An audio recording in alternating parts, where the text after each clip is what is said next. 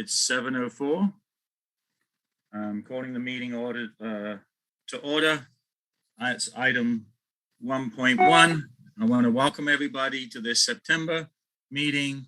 And I'm going to mention one thing now. I was going to do it in the chair report, but only is that we still have, we were supposed to be going live in October from our old home at the community center.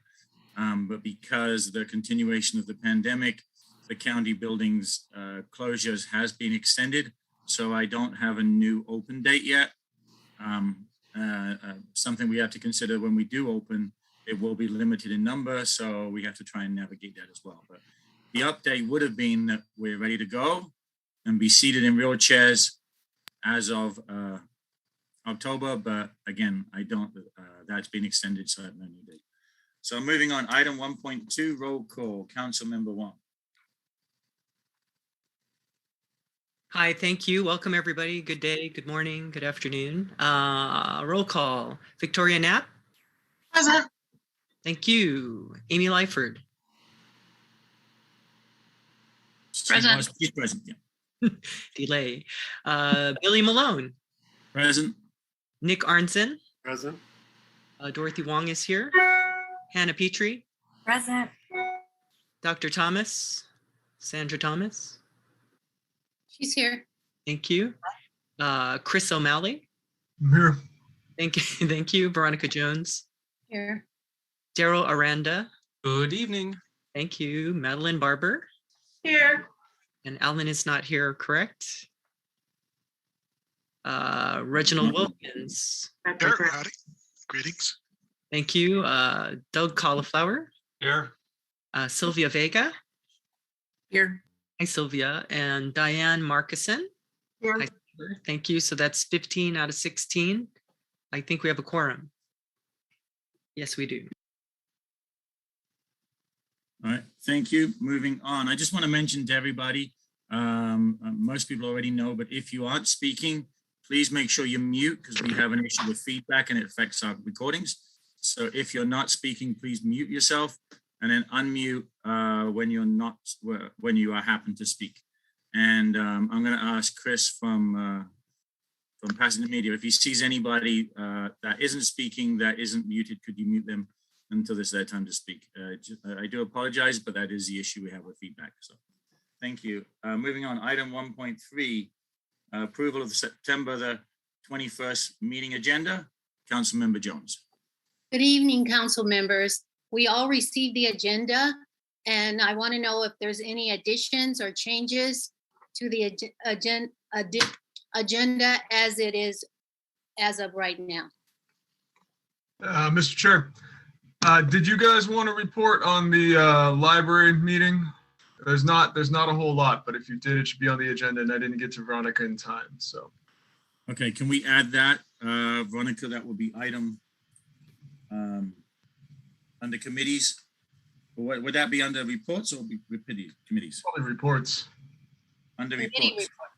Mm-hmm. Why don't we add it to the community reports? Maybe item 4.11 right after the library, as it ties into the same one. Sure.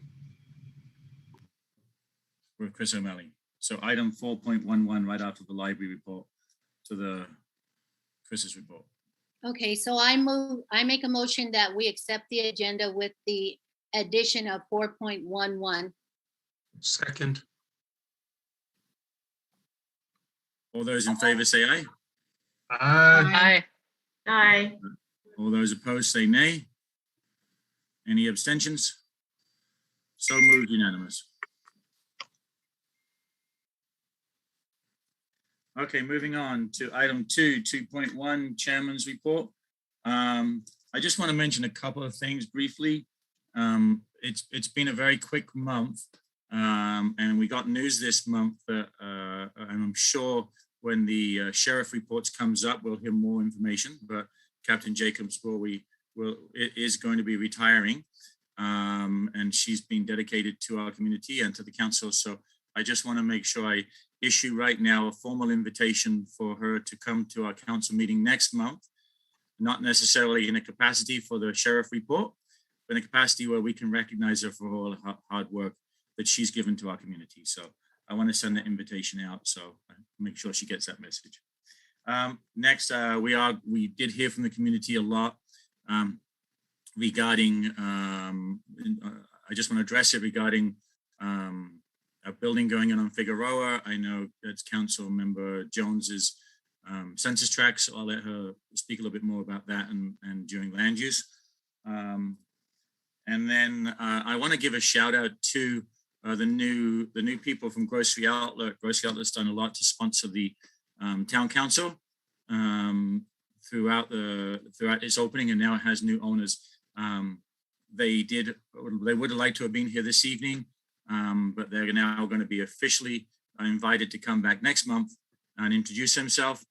And so they have more time to tell us what's going on. And I want to give a shout out to them, and their names are Jose and Sandra Venezuela. So, and welcome to our community. Moving on, item 2.2, the Vice Chair's report, Councilmember Jones. Good evening again. Just real shortly, I just want to thank everybody. We have a 5-story homeless retirement home going in our census tract. It's 5 stories with 94 units and 32 parking spaces. And the past 2 weeks, the community from all sides of Altodena have come together to address this issue and to just kind of say, we're not happy that our CSD wasn't looked at and that the community was not in any way involved in this building. So I just want to thank all those that came together to make that happen and to send that message to the Board of Supervisors that even though the building came in as a by right, came in with no input from the community, it didn't make us happy. And we were able to come together as one to say that we're not happy about it. So I just wanted to say thank you. That's it. Okay. Thank you.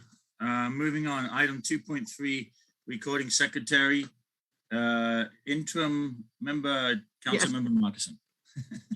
Yes. I sent out the minutes from last month's meeting. I don't believe I got any comments back. Okay. I move that we approve the minutes just as distributed. Second. All those in favor say aye. Aye. Aye. All those opposed say nay. Any abstentions? So moved, unanimous. Okay. Thank you, Diane, for doing perfect minutes. Yeah. Or that nobody looked at them, one or the other. Okay, moving on. Item 2.4, treasurer with the actual sitting Councilmember Marcussen. Yes, hang on. The bank balance as of the 25th of August was $1,826.55.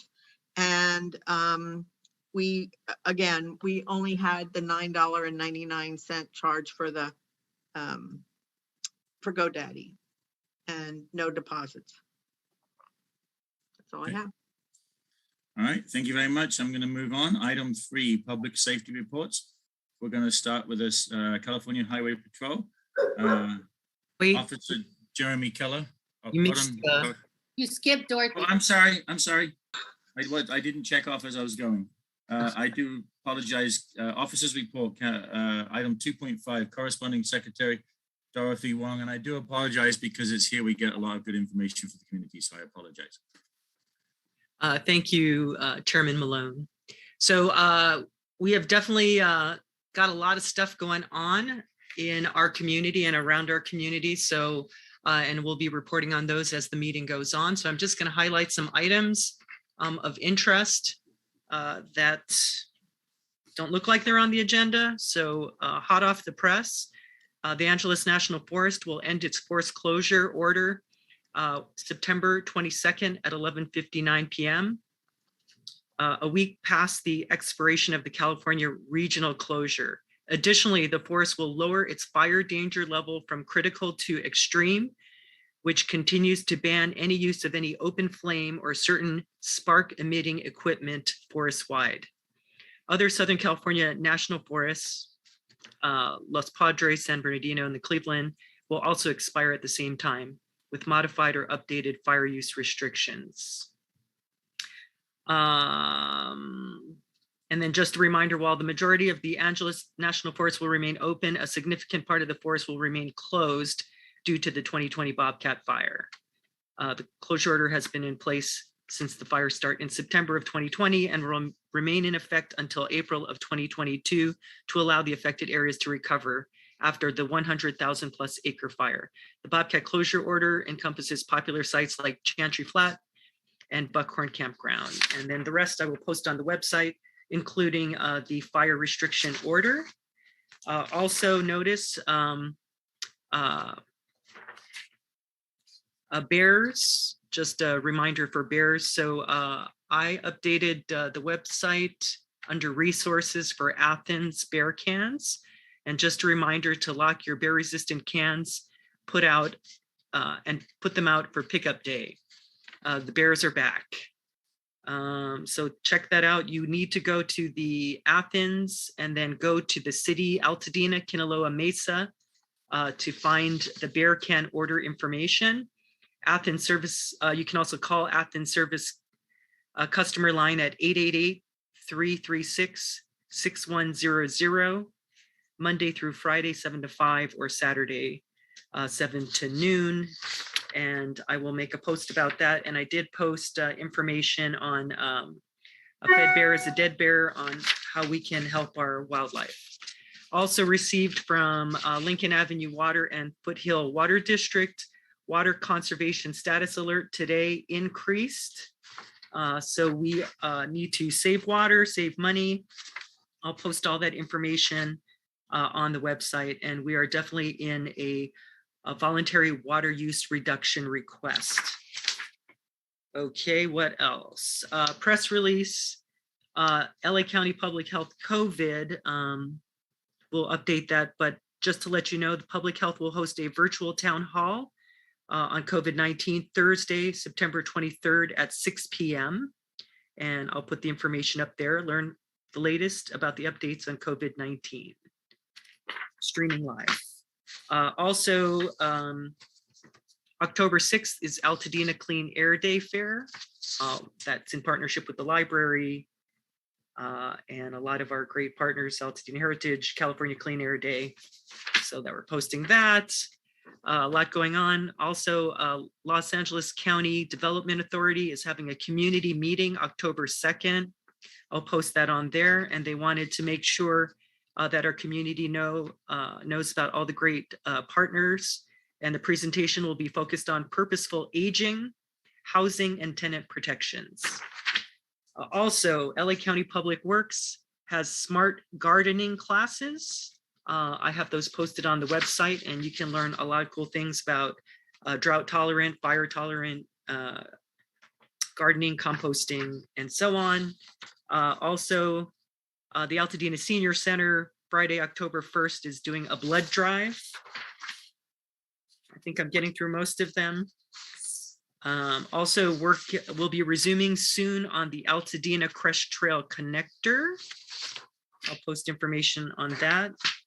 And I think I've run out of things, but definitely let us know if there's any events going on in the community that we can share as we grow communications here in Altadena.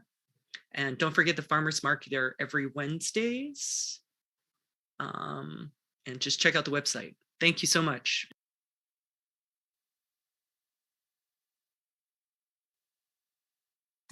Thank you very much, Councilmember Wong. I just want to mention that during Councilmember Wong's report, my internet went out and I froze. So if that happens or I get lost off the screen, I'm just going to pass it over to Councilmember Jones to continue the meeting as the chair of the ATC. So if that should happen or I freeze, could Councilmember Jones please continue with the meeting for me? Yes, sure. Okay, thank you. All right, moving on. Now we're going to go to public safety reports. California Highway Patrol. with Officer Keller, and I believe he's going to introduce a new member to us this evening as a guest speaker. Good evening, Altodena Town Council. How are we today? Today we have my partner officer, who's also on the cops team, Officer Jonathan Boyd. He's going to assist and give the traffic report and answer any questions that you guys have for us today. So with that, I'll turn it on over to Jonathan. Good evening. Like Officer Keller mentioned, my name is Officer Boyd. Anything I can't answer, Officer Keller, I'm sure we'll be able to answer. I know I've met a few of you. Again, I'm Officer Boyd, so Officer Keller and I are kind of tag teaming our community outreach. This evening, just wanted to provide some information on some of the traffic collisions that we've experienced here in Altodena. For last month, we've had a total of 14 traffic collisions. Of those 14, approximately 5 of those were categorized as hit and run. And out of the 14 collisions, a total of 8 persons were injured. And our officers are doing follow-up on the hit and run, and none of the injuries that we know of are life-threatening. I know I've had a chance to respond to approximately 2 of those traffic collisions, and I believe the primary cause of those were motorists failing to yield to oncoming traffic. So Officer Keller and I are out there patrolling our unincorporated areas, especially with the start of school. There's a lot of traffic out there. We just want to remind everyone to make time to get to wherever you're going to, early in a safe manner. Speed, a lot of times, seems to be one of the primary causes of a lot of traffic collisions. So again, especially around school zones, want to remind everyone to slow down. Officer and Keller and I have been fielding a lot of traffic complaints around school zones, and we're focusing. I apologize, but we're focusing our efforts around school zones. We also have a Instagram that we're starting up, where we're providing some safety tips for the community. So if you guys don't follow us on our Instagram page, please do, and we'll be updating different safety briefings on a weekly basis. So that's pretty much it. I don't know if Officer Keller has anything to add, but appreciate your time. So I included our email addresses that you can send us any comments, concerns, or complaints. Like we always ask, please send us those traffic areas that you want us to give some extra attention to, and we'll do our best. I just want to mention our Instagram handle is CHP Altodena. And like Officer Boyd said, we're going to start posting safety messages, little quick videos that would love to have your help just to get out in the public, just to remind people of silly little things, where to stop for stop signs, crosswalk rules, and that kind of stuff. So if you don't mind, give us a like, give us a follow, give us a share. We'd appreciate it. Could I ask a question? Absolutely. I'm wondering if there's any pattern you're noticing in terms of the location of the collisions, particularly the ones that are hit and run. Pattern, not so much. We cover such a wide area. There's no hot crime spot. I'm sure that the sheriff will be able to narrow in on the crime areas. I think he's done a really good job last couple months of focusing on like the exhaust thefts and the marijuana grow place. That's more of the sheriff way. Traffic collisions, they just happen. They're accidents. Can't plan them usually. But you guys also asked for pedestrian collisions. There were no pedestrian collisions and crosswalks that were reported. in our area at least. May I ask a question? Where's that? Yes, Councilmember Miranda. Then Councilmember Knapp, then Councilmember Wong, I think it was, in that order. So we got a report earlier that there was one traffic collision with a pedestrian just the other day. I just read it. Is it for Altodena? Yeah, Altodena. But Unincorporated? it came through the fire department. They said on August 30th on the 4000 block or 4000 block Woodbury Road. It was a car versus pedestrian. Is that Del Sol? Was there a cross street? Do you know? Near Lincoln. It might have been an Altadena sheriff handle. Otherwise, it wasn't popping up on our dashboard. Okay, because I see it came from the fire. It's And there may have been something related to a bicyclist and a vehicle versus a vehicle. And if I recall correctly, the motorist was making a left on a small side street as the bicyclist was crossing paths, and due to unknown reasons, I'm not sure what had happened there, but the motorist may have failed to yield, maybe didn't see the bicyclist, but that may be what you might be referring to. So there may be one that just maybe didn't populate on our end for whatever reason. Thank you. Councilmember Knapp. Good evening. I just wanted to introduce myself to Officer Boyd. We've been working diligently on traffic car line plans for both Altadena Arts Magnet, the elementary school on Calaveras, and Elliott, the middle school that's on Lake.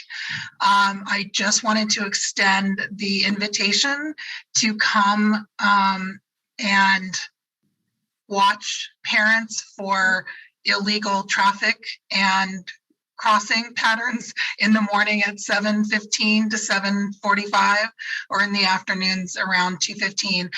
The biggest concern that we have, and we can't seem to, we're addressing it, but we're having trouble, is parents leaving the car line that's designated with cones and making a U-turn in front of the school when we have already one line of car line, we have other cars going around the car line, and then we have cars approaching. And this morning it was, I'm aghast at what parents will do. So I know that the sheriff has been out as well. I've heard the bullhorn asking people to cross at a crosswalk. We're working with the county to get another crossing guard, both for Elliott and for Altadena Arts. So I can't thank you enough for your presence and welcome you as often as you would like to come. Certainly, and we are grateful to patrol those. That's actually one of the schools that we've patrolled and enforced heavily since the start of school, myself and Jeremy. And we've noticed a lot of the same. So we will continue to do our best to make our presence known and enforce when appropriate. I've seen some of the violations that you are speaking of. I've issued citations for the no U-turn within that school zone. So it's something, hopefully, with our presence and then maybe our social media presence, letting parents know and other motorists that we're there, we can kind of help mitigate and curtail the issue. So you will see us, and if you do, please say hello. I will. Thank you so much. Yes. Councilmember Wong, did you have a question? If you have the information, Officer Keller, regarding or Boyd, just regarding the 5 hit and runs, if they involved, sort of hitting a car and driving away, or is it more of a collision and driving away, or do you not have that information? Sorry for asking. Number one, don't feel sorry. Number two, don't have those specific details, but we can get those for you if you would like. I would like to know. That would be good. Okay, definitely, we'll get that to you. Thank you. I'll email you. Thank you. Okay, you're welcome. I just like to mention in that regards, if anybody has concerns, it's a really good idea nowadays. It's very inexpensive to put a dash cam on your car in case of situations or in case of a hit and run. You have something documented on your car, and I'm assuming Officer Keller and Boyd would probably agree with that. Very much so. Doesn't fit on the motorcycle, but if I could, I would. And I'm going to mention a personal experience of mine where my wife was involved in a hit and run, and a gentleman hit her car and then left the scene. And I told her to go straight to the police station, and she did afterwards. And it turned out that the gentleman was there reporting my wife and giving her description that she hit him.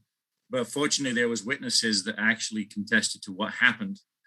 And so from then on, I advise everybody, have a dash cam, because there's a picture's worth 1,000 words. Okay, thank you very much. I appreciate you coming. Will we see both of you again next week, or one or the other? Probably next both. Week, Next week? Next month. Next month, yes, both. Okay, all right. Well, thanks again for your time. We really appreciate it. We look forward to seeing you again next month. I'm going to move on to item 3.2, Altadena Sheriff Station. But before I do that, I just noticed that Representative Ann Hickenbottom is in the room, who is a representative for Assembly Member Holden's office. And I just want to, if she is still here, and if she wants to make an announcement for anything regarding the Assembly's office, if she can hold on for us and we can fit her in during public comments. If that is something that she would like to do.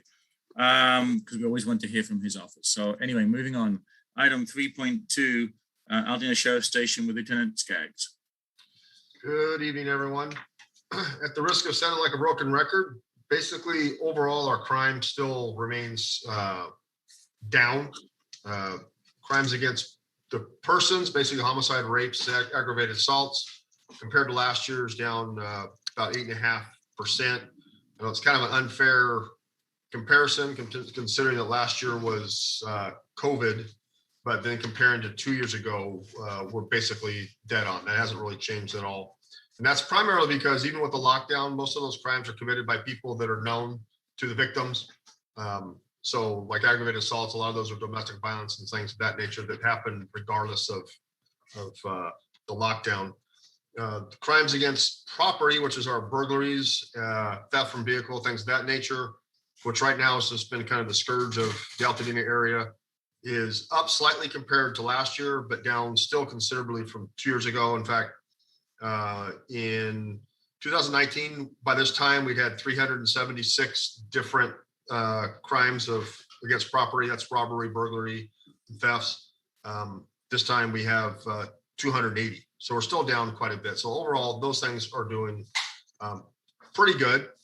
A few things of note that happened over the last month. This is through the end of August.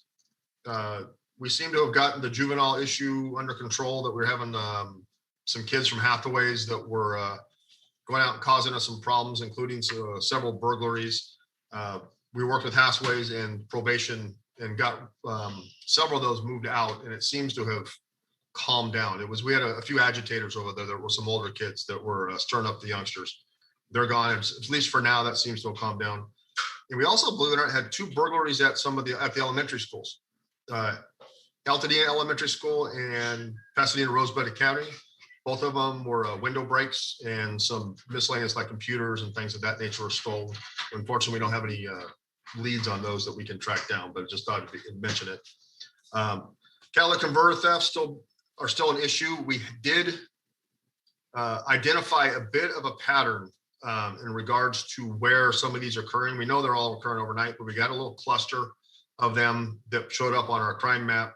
And we're going to have an operation here in the next week or so with some extra patrol and some of our detectives coming in overnight to try to maybe get lucky and catch these guys in the act. At least if nothing else, scare them away by having the extra patrols out there.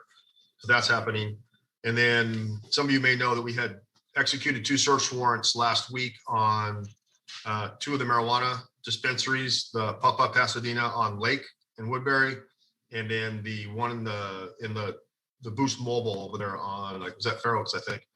Anyway, we did make 9 arrest sites, really, and we took some product and recovered a firearm. Problem is that I understand within a few hours of us leaving, one of them was already back open, and it's just the nature of the beast. So we're going to keep after them and hope we can get them to go away, but it's kind of like playing whack-a-mole with those things. But other than that, we're doing okay. Like Dorothy had mentioned, the National Forests have been closed, and so it has helped us a lot in terms of the crime that we were getting up there on Cheney Trail, because obviously we didn't have any. Thursday morning, we reopened the gates. We'll keep an eye on the trail. Hopefully we can keep the crime down up there. And as Billy, you mentioned, yes, Marjorie Jacobs, she announced her retirement. I've actually known for a little while, but I waited for her to do something official. So now we've already started the process of seeking a new captain for the station, at least internally. So maybe by this time next month, you might already have that. Thank you. Councilmember Knapp? Hi, Lieutenant. I just wanted to know, do you have an update of the 2 missing juvenile boys from yesterday? I know one was found. Was the other located? No, and I know that those go out as what we call missing criticals. That's because of their age alone. There was nothing critical about them disappearing. They actually did this last week too. They're from one of the group homes.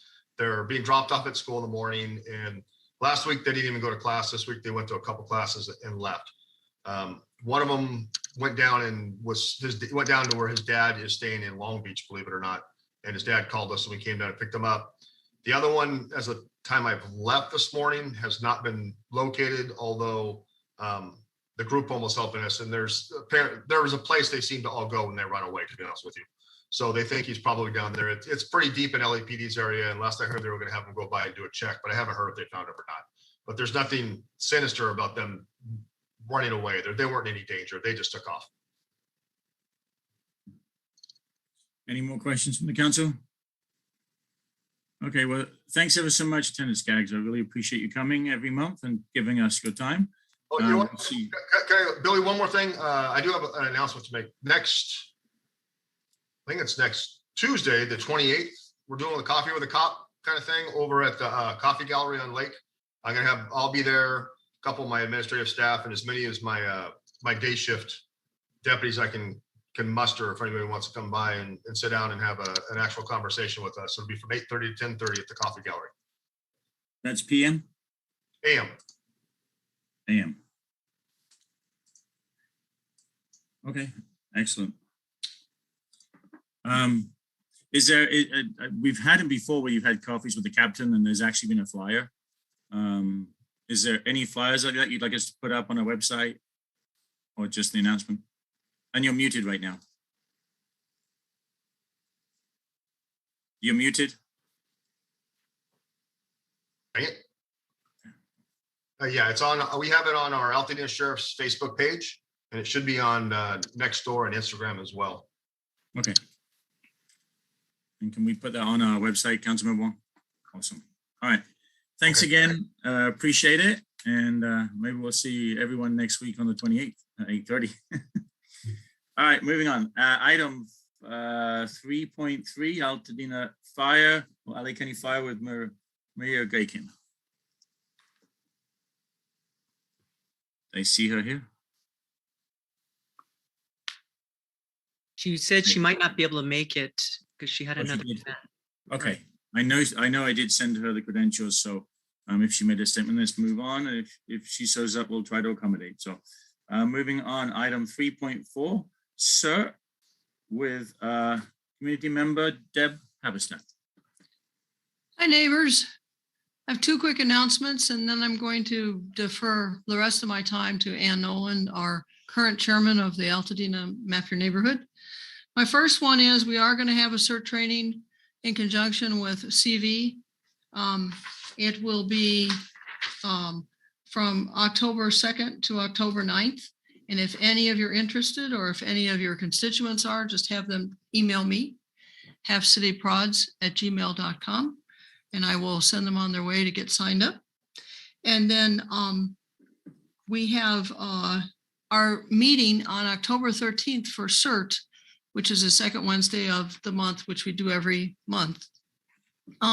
It's going to be special because it'll be about, and we'll play a game. It's about triage having to do with active shooters, which is a little bit different than triage many of you may have learned for CERT. And now I'd like to defer my rest of my time to Ann Nolan. Go ahead, Ann. Okay, thank you, Deb. My name is Ann Nolan, and I'm the committee chairperson of Altodena Map Your Neighborhood. We are an earthquake preparedness group in Altodena.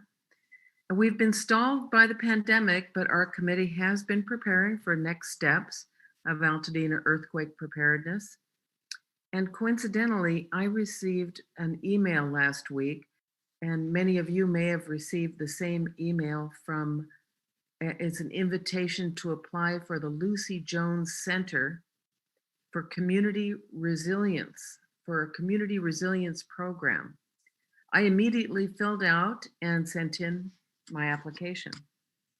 So the CRP, Community Resilience Program, is a 7-session cooperative program led by the Lucy Jones Center, and we'll call it the Center. It's supported by California Edison, Southern California Edison. It will cover key aspects to building a community resilience action plan while supporting organizational and individual resilience in the community. 10 to 15 local organizations will be asked to send 2 participants each to 7 sessions. This is an estimated 25-hour minimum commitment over the course of 5 months. The pre-session preparation is expected to begin in February of 2022, and the sessions are expected to begin in March of 2022. The community celebration event is expected to take place in June 2022. So if my application is accepted, Altodena Map Your Neighborhood will lead the organization to partner with the center, who will facilitate the project. The center will lead each of the sessions, provide materials, coordinate technical assistance, and provide a stipend to the lead to support the lead organization. The lead organization will recruit 10 to 15 community-based organizations. We will secure meeting spaces, provide refreshments, remind everyone about meetings and out-of-session work, and encourage participants with the process. At the end of the year, the lead organization will host a one-year reunion for cohort participants to review status and provide support after the program's conclusion. So if you would like to learn more about the Community Resilience Program or be a participant as a community-based organization, you can go to drlucyjonescenter.org. I'd be happy to answer any questions now, or if you would like to send your questions to the Altodena Map Your Neighborhood website, we are available for answering your questions at mynrsvp2@gmail.com. And you might want to, and also put that in the chat. That would be good.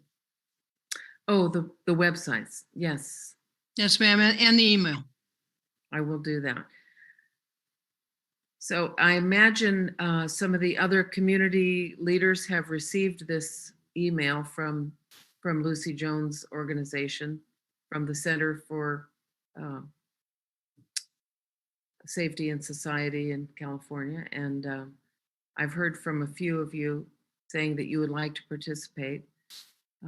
Hannah Petrie, hoping that we will be able to work together, and CERT and ALERT and many of the organizations that I actually listed on my application as part of who we work with to prepare for disasters.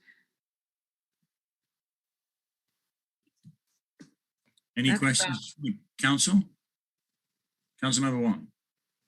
I just want to thank you, Anne, for your leadership on this application. It's very important for our community, much needed safety and collaboration in our community. Thank you. Well, I'm very happy to do so. I have a great committee.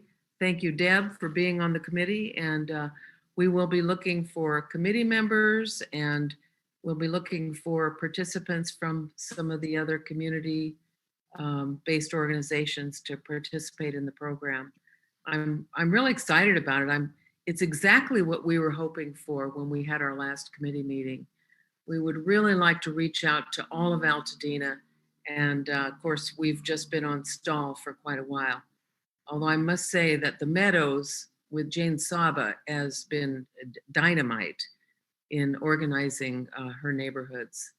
So, but for the most part, we've been pretty quiet over the pandemic. So hoping to get us back going again. And this is exactly what we needed, so. Excellent. Any more questions from the council?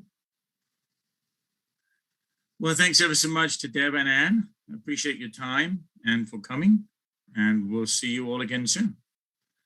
Okay, moving on, item 4 and the community reports. And the first item, 4.1, is Altadena Library, and I believe Viktor is here. Is it Viktor this month?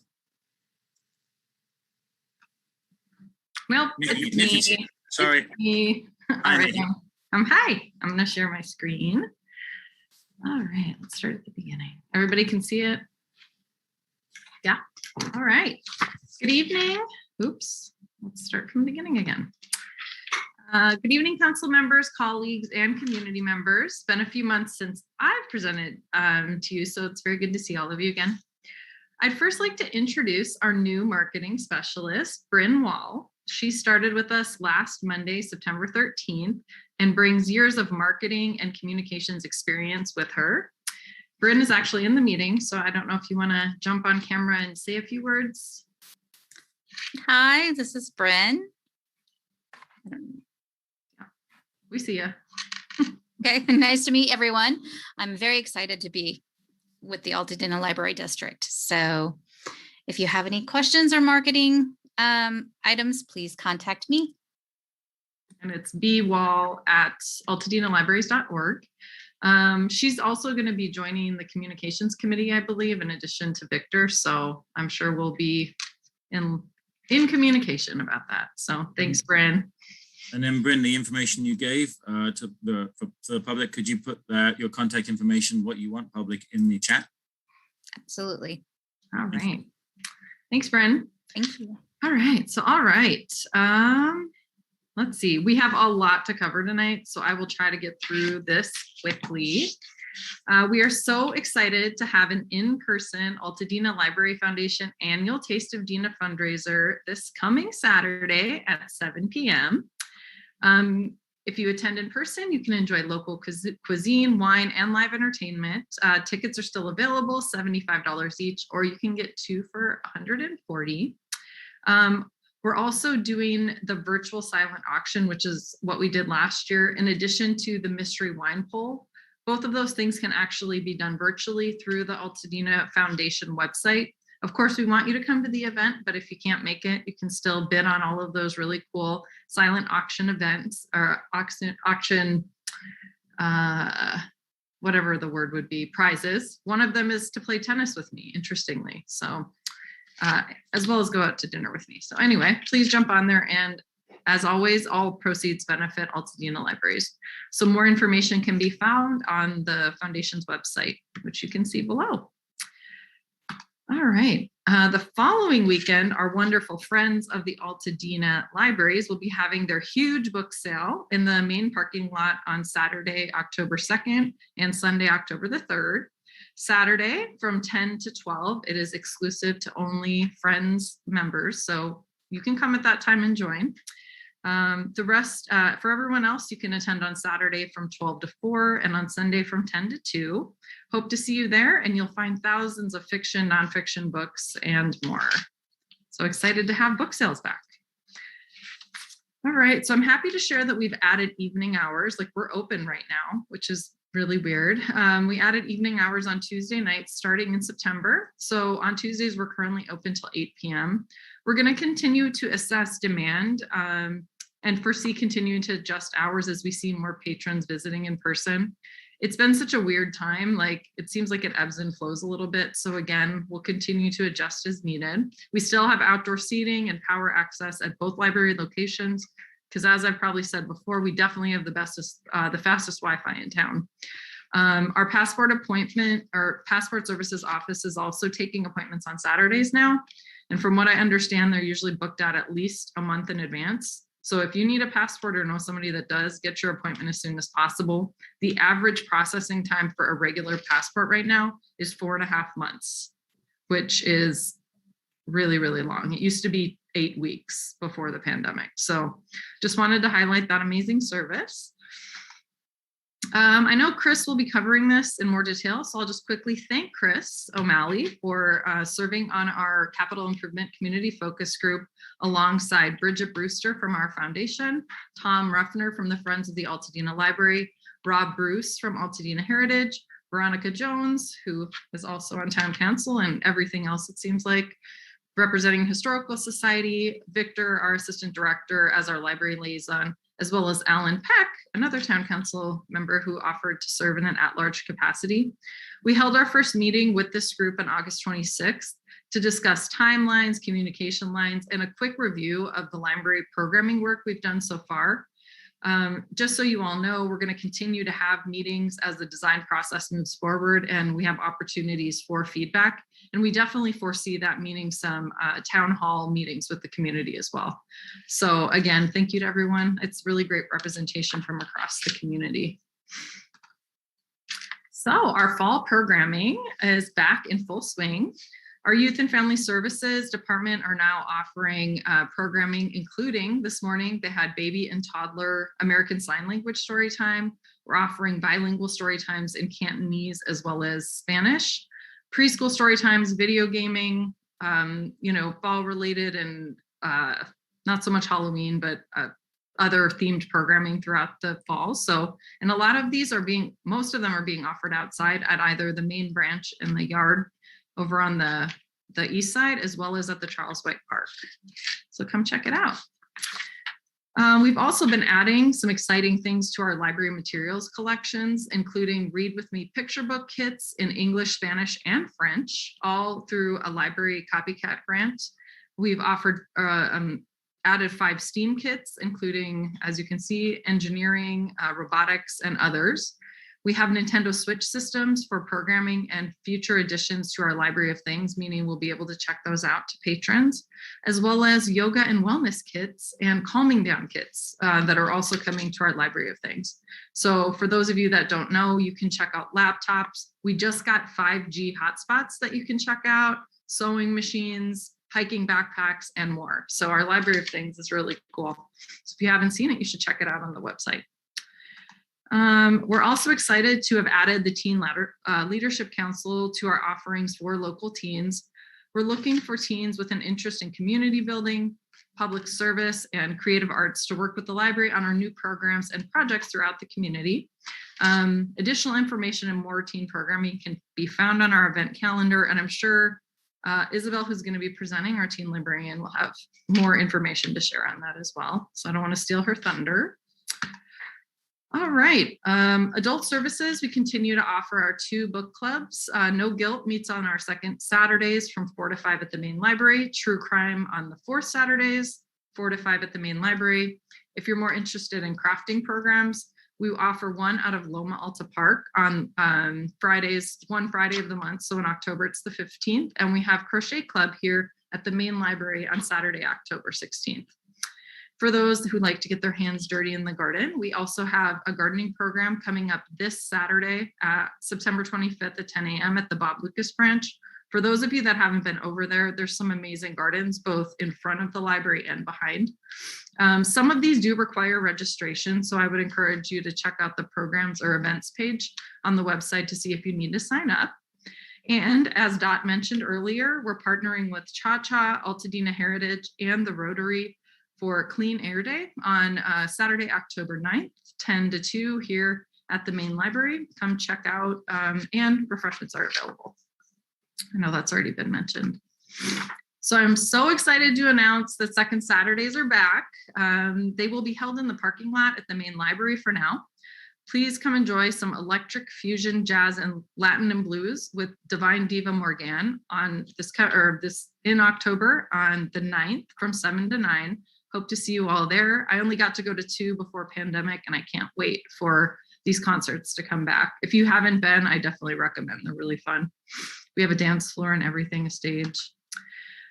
Our Curiosity Connection mobile library unit continues to make stops all over town, from filling little free libraries to the farmers market to events in the local parks. It's making its rounds all the time.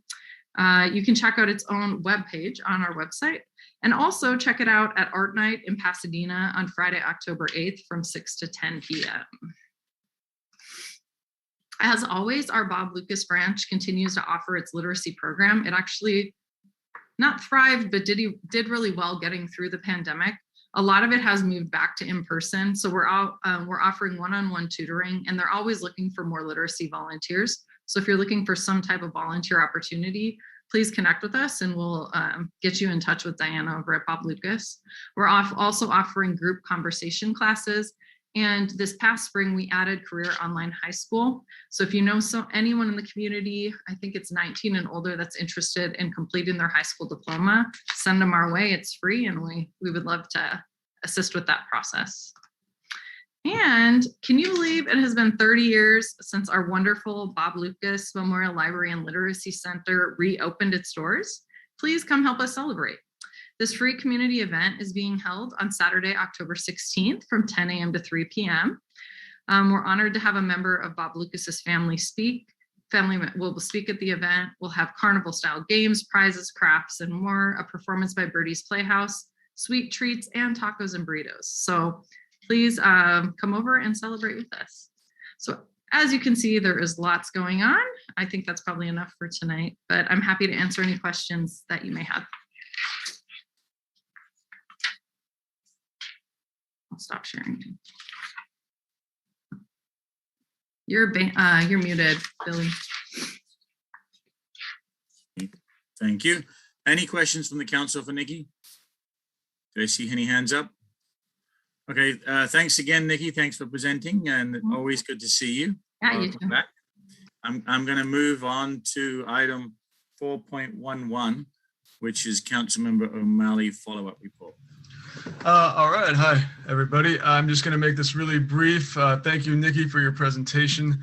I don't know what's happening outside of this room, but I think I might get a calm down kit for my 5-year-old. Sounds like he needs it. I'm going to try to share this, but I don't know if I can. That's you guys seeing the bond issuance schedule. I don't know. I can't see any of you, so I'm going to hope it works. Basically, it was a preliminary meeting. Not a lot got done. This is the schedule for the finance. I think it got pushed back a little bit. Nikki, you can correct me if I'm wrong. Yeah, you're absolutely right. And the schedule is being pushed out a couple months because our seismic study that we're doing on the main library got delayed. So we're looking at later this year. So all of those documents related to bond issuance and information we'll bring forward. And we're going to actually have our municipal advisor do a presentation for town council probably in November. So more information to come. People have plenty of time. This is an old schedule. Sorry. That's all right. I don't have the new one. Basically, they're just looking at doing a lot of things. It's about a $12 million project. I want to give you this. I was told to make it very explicit that this is just preliminary. This is not a plan. This is not set in stone. This is not anything but just ideas on paper yet. This is the lower level, their community room. They're going to extend the passport office a little bit here. They're going to move around the bookstore and the storage. And then the upper space here is really where the good stuff is. They're remodeling, they're putting in new stuff. The coolest thing, where was it that I thought was this makerspace area right down here. That's a center for STEM technology where, you know, anybody really, but I think it's geared more towards teenagers. I'll be in there at least once. Can go in and play around and make things, and it's engineering and it's science and it's technology, and it sounds really interesting. There's the price tag for it, which is significantly under budget. The Bob Lucas Memorial branch, they're looking at doing a little reading court outside, which I think is super cool. They've got spaces for literacy, lots of children's books. That too is coming in way under budget. And that is really the extent of it. I'm not gonna spend a whole lot of time, but if anybody has any questions, I'll do my best to answer. Any questions from the council at this time? Nikki, did I miss anything important? I just want to point out that like what you saw in terms of those bubbles is not even close to, like, we haven't hired an architect yet. It's just like what we're calling library programming, meaning assigning how much space we think would take up for specific things and if it would actually fit in the footprint of the library. So again, extremely preliminary. That's not where anything's potentially going to go. We're taking a request for proposals to the board next week for architectural services. So I just want to emphasize that there's going to be a lot of opportunity for feedback and thoughts on the design. Does that make sense? Yeah. Yeah, it's very conceptual at this point. And thanks, Chris. That was a great overview. Hey, thanks, Nikki. Okay. Thanks again. I'm going to move on item 4.2 with the Altadena Chamber of Commerce with Mr. Doug Colliflower. Thank you, Billy. Good evening, Happy everybody. birthday. Well, thank you again. Thank you. I have a few things to share. Our nomination forms, believe it or not, it's that time of year again for our annual Business of the Year and Citizen of the Year are complete. They'll be up on our website hopefully tomorrow. The deadline for those submissions is November 5. So please give a little thought to, there's lots of deserving businesses and individuals in our community, and it was a great time to acknowledge all those people. So I wanted to share that. And then secondly, we have a power breakfast scheduled for October 21st. It'll be at the Altadena Town and Country Club from 8 a.m. till 9:30. We have two great speakers. The first one's Donald Lowell, who is director of Pasadena Business Development Center, and will speak to our primarily business community about opportunities that they have available in mentoring and finance and lots of terrific programs. And then secondly, Ernesto Bobadilla from Los Angeles County. He's a chief of small business for the county, and he'll be talking. He'll have the most current information for our businesses and pandemic related regulations with respect to employees and vaccines. And we know that changes, almost hourly. So please join us. That is free to members, $10 for non-members. We do ask you to RSVP. And you can do so at our email, which is office@altadenachamber.org. Our board will be having a retreat in November. We'll spend a couple hours doing some brainstorming, some business planning, a little budget work. And then on November 11th from 5 to 7, Deb Squared Photos is going to host a mixer at their studio at their home. And those details are, I gave you most of them, but the flyer will be out shortly on that. But that's November 11th.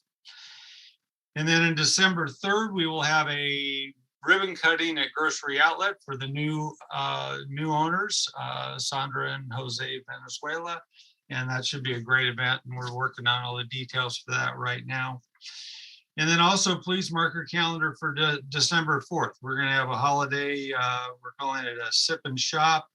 The details are being worked out on that, but it will be on the 4th of December from 4 to 8 p.m. And it's really shaping up to be a fun event. I think it'll be great. I think the community will really enjoy it. We're looking forward to that.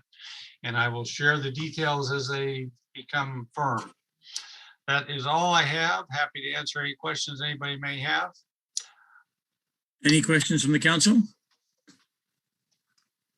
Okay, thanks, Doug. Appreciate it. I'm going to move on to item 4.3, Los Angeles County Parks and Rec with Sam Estrada. Welcome, Sam. Hello, good evening. So for the month of September right now, we've been starting our Everybody Plays program at Loma Alta Park, and it's going on from Monday through Friday from 2:30 to 5:30. And so essentially that's an after school program. It's drop-in, it's completely free, and it's for ages 7 to 17 years of age. And that program is going to go on until May 27th. So again, it's Monday through Friday from 2:30 to 5:30 at Loma Alta, and it's a free program. So if you're able to have your kids walk up or get dropped off at Loma Alta, we'll be able to have activities with the kids that are coming up there. So we've had some kids in the past couple of weeks attend that program. So we're looking to get some more kids to be part of that. So, and then we had another program start a couple weeks ago. It's our basketball program that is going on from Tuesday through Saturday. And on Tuesday through Thursday, it's from 5:30 to 7. And then on Fridays, it's from 5:30 to 6:30. And then on Saturday, it's from 2 p.m. to 4 p.m. And that is inside of our gym. And then starting in October 2nd will be our basketball clinic. And it's another free program, and that's for ages 6 to 12 years old. And that'll be every Saturday starting October 2nd through November 20th. And we have 2 times for that. It'll be from 10 a.m. to 11 a.m. and then 12 p.m. to 1 p.m. And then at Farnsworth Park, we still have our pickleball program. It's the free drop-in activity that we have going on. So be sure to stop by and keep participating in our pickleball program. So we look forward to seeing everybody there. And so it's great that we have the courts up there now if you haven't seen them. We had the summer concert series wrap up. So it was a great series that we had. So it was well attended. We unfortunately missed it due to COVID last year, but it was a great turnout for this year. So it was great that everybody came out and supported the concert. And I was able to attend several of them. So each time it was pretty much standing room only. So it was great to see the contribution of everybody that took part in that. And I'm glad that we were able to partner with the Rotary again to put that on, and the support of the board office and the sheriff's department. So it was great. It's a great concert series this year. So thanks again for that. The construction project at Farnsworth is completely done. So the Davies building and the batting cage and the tennis courts and the ADA rampways and walkways are completed. We do have some upcoming projects that will be in the future, and I'll be able to give some more information with that when it becomes available.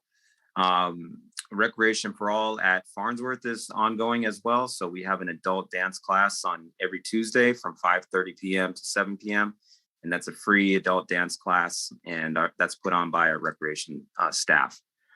And they also have a sports clinic that's also going to start on October 2nd and go through November 20th.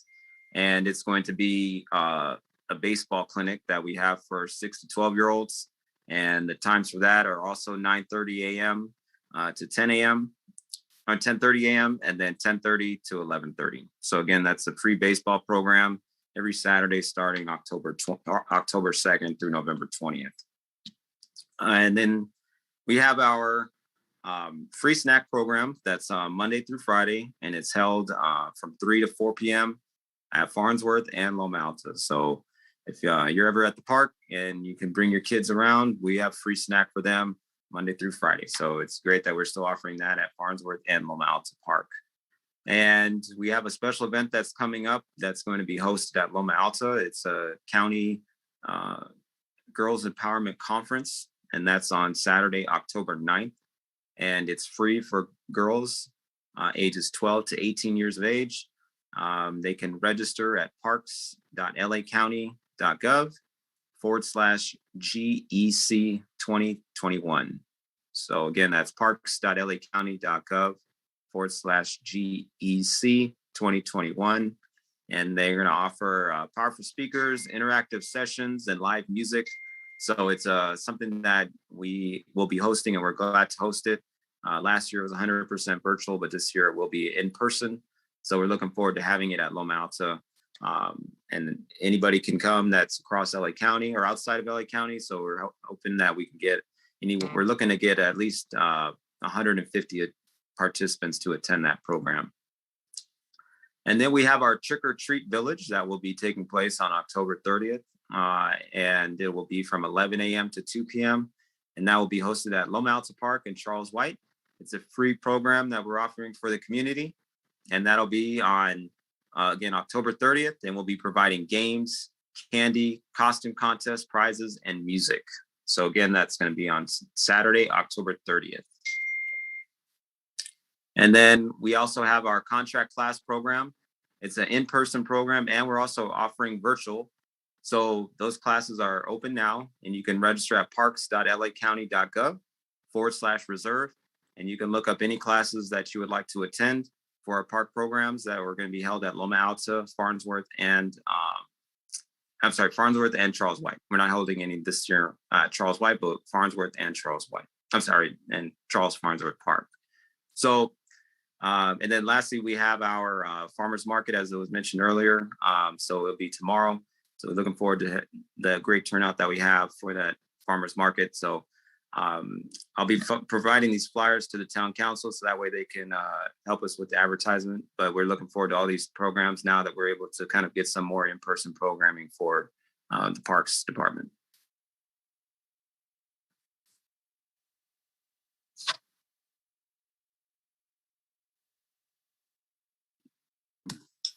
Sorry, I was muted. Any questions for Sam? Okay, thanks, Sam. I really appreciate it and the time that you come and the updates. I'm going to move on to item 5, special presentations.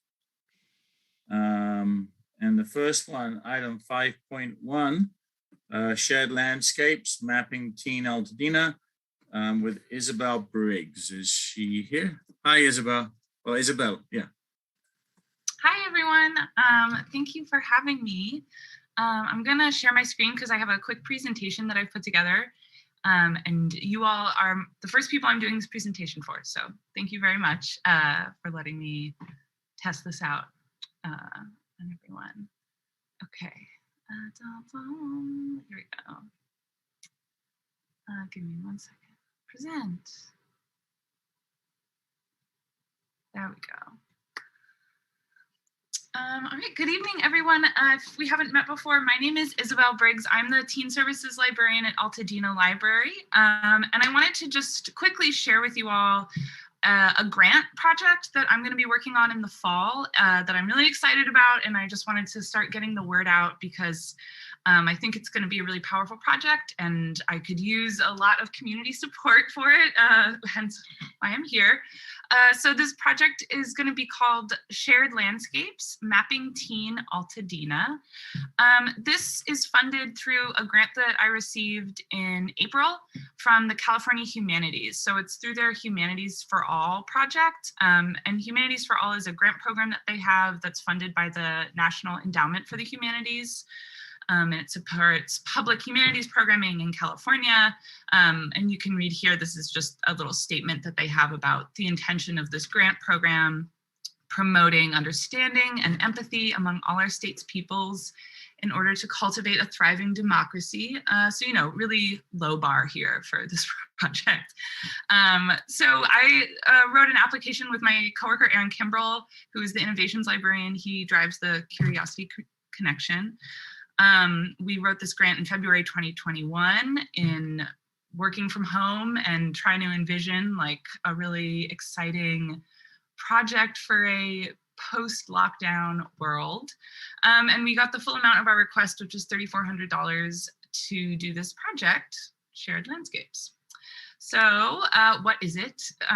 It's a sort of enigmatic title, I guess. This is going to be a multimedia documentary project where we explore the emotional geography of teen residents in Altodena, San Gabriel Valley, and beyond. Excuse me. With support from California Humanities, we're going to facilitate local young adults in creating photos, videos, art, written stories, sound recordings that document discrete locations of personal or collective emotional significance. So that means we're just gonna send people out and with this call to action say, go out, what's your favorite spot? Like, what's the corner of the lunchroom that you love the most? What's the street that your friend lives on? Like, where did you, like, what are all the places that are important to you in Altodena and beyond? We're going to collect those records, and then we're going to work with teen volunteers and create a digital story map, or sort of a digital presentation that'll map all of those sort of submissions onto the physical landscape. And then we're also going to have an exhibition at the library. And this is, well, I'll get to the dates in a minute. There we go. The why for this project is because I feel, as the teen services librarian, you know, it's my mission to really promote the voices of the youth in our community. And I feel, as many do, that teens are often overlooked or undervalued in our communities, and yet they are really passionate observers of what goes on around them. And the goal of this project is to give them the opportunity to share their impressions and their experiences of our shared landscape of Altodena, in order to sort of impart upon us what it looks like and what it feels like to sort of navigate young adulthood in 2021.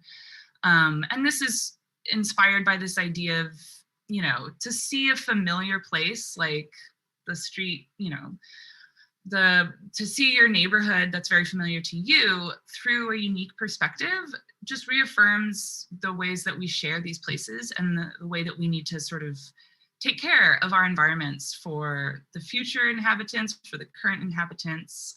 So that's where the shared idea comes from. We're trying to share this landscape with all of the members of our community. So how are we going to do this? We have two steps here. We're gonna work on collection and then curation. So through the primary reason for the grant funding is to purchase digital and film cameras and AV recording equipment, which are going to be added to our library of things. There was a slide that Nikki had in her presentation about new stuff we're adding to that collection. So we're going to be adding cameras and recording equipment. These are going to be available for teens to check out so that to sort of aid in their documentation process. Of course, they can also submit their own art from their iPhone or hand-drawn, whatever they want to make that documents places in our expanded community.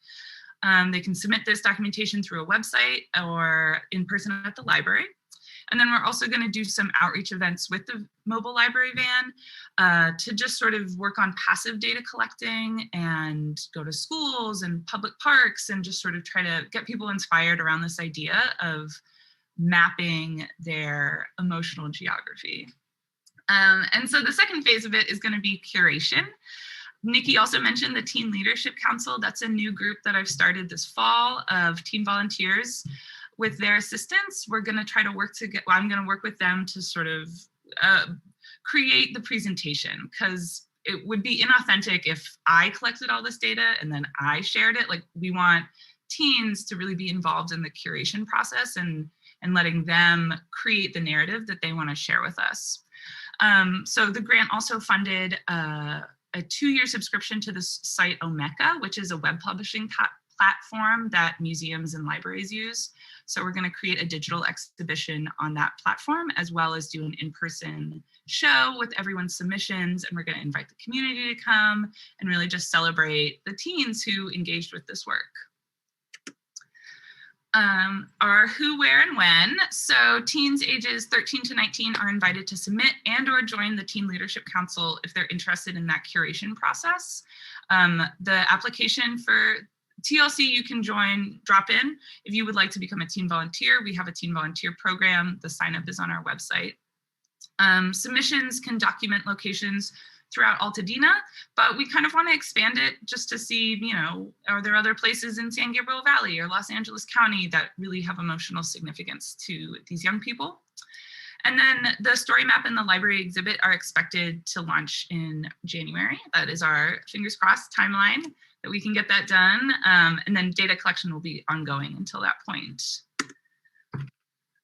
And I also want to include this slide about equity, diversity, and inclusion, because this is a really essential part of this project and just my approach to teen services. And when we're talking about land and about sharing land, I think it's really important to acknowledge that, you know, the Altadena Library occupies ancestral lands of Indigenous peoples, the Gabrielino Tongva tribe, and that, you know, this land wasn't willingly shared with us necessarily, even though we now want to engage in an act of sharing it. So I just include this slide here to say that, you know, this project is incomplete without the participation of Indigenous and marginalized youth in Los Angeles County. And the Altadena Library is fortunate to have connections with some Indigenous youth groups, as well as just groups that represent all different types of youth. And over the summer, I tried to create some relationships with some of the local foster homes and STRTPs here. So we're definitely going to reach out with them. Even though some of those kids aren't in Altadena for very long, maybe, they are a part of our community, and we want to, you know, get them to participate in this project and share their impressions of this landscape. So outreach and promotion is really important. We are going to focus on engaging teens who might not be established library users so that we can get a really representative exhibition of what it means to, you know, walk the streets here as a young person in 2021. And lastly, I hope I haven't talked too fast. I present today because I really would love the support of the community. The success of this project depends on teen participation. And if you are a parent or a teen librarian, you know that that is really hard to get sometimes. So if you know young people in your life, send them to the library.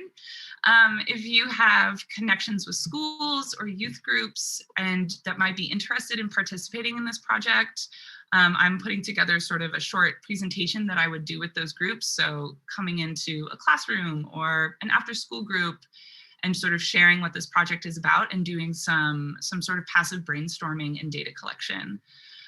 So we have more, you'll probably be hearing more about this from Nikki in the future, because we're going to work on getting our website up and running and starting to really push this in our marketing and our materials. But please reach out to me if you would like to participate, or if you know young people who would like to participate. My email address is here on the slide. You can also follow me on Instagram. I run the Teen Services Instagram for the library. And I'm happy to take any questions, or please reach out to me, and I'll add my email address in the chat as well. And thank you all so much for your time. It has been a treat to be here. Thank you for the presentation, Isabel. I just want to ask one quick question myself before I offer it to the council for questions. You mentioned about teen volunteering, and many high school students are always in need of community volunteer hours. Yes. And any teen volunteer hours with you, will that go towards their volunteer hours? And if so, that's a good way to capture a good portion of the teen population. Oh, absolutely. Yes. We have started this fall sort of taking in-person volunteering again. So if you attend the TLC meetings, the Teen Leadership Council, we meet twice a month. If you attend that meeting, you get volunteer hours for it. You automatically, I write it down and I send it to your school. We also have a lot of just other events going on throughout, as Nikki shared, and we take teen volunteers for those events as well. So yes, getting those service hours is an incentive to come participate with the library. Yeah, we're definitely pushing that angle. Excellent, thank you. And any questions from the council before we move on? Councilmember O'Malley. It's not a question, but Isabel, I just really want to thank you for coming here. I think this sounds amazing, and I look forward to seeing it. Oh, thank you so much. That means a lot. I'm very excited to share it with you all. I think Councilmember O'Malley's comments is reflective of all of us. So thank you. Thank I you. appreciate your time. Have a good Okay. night, everybody. Good night.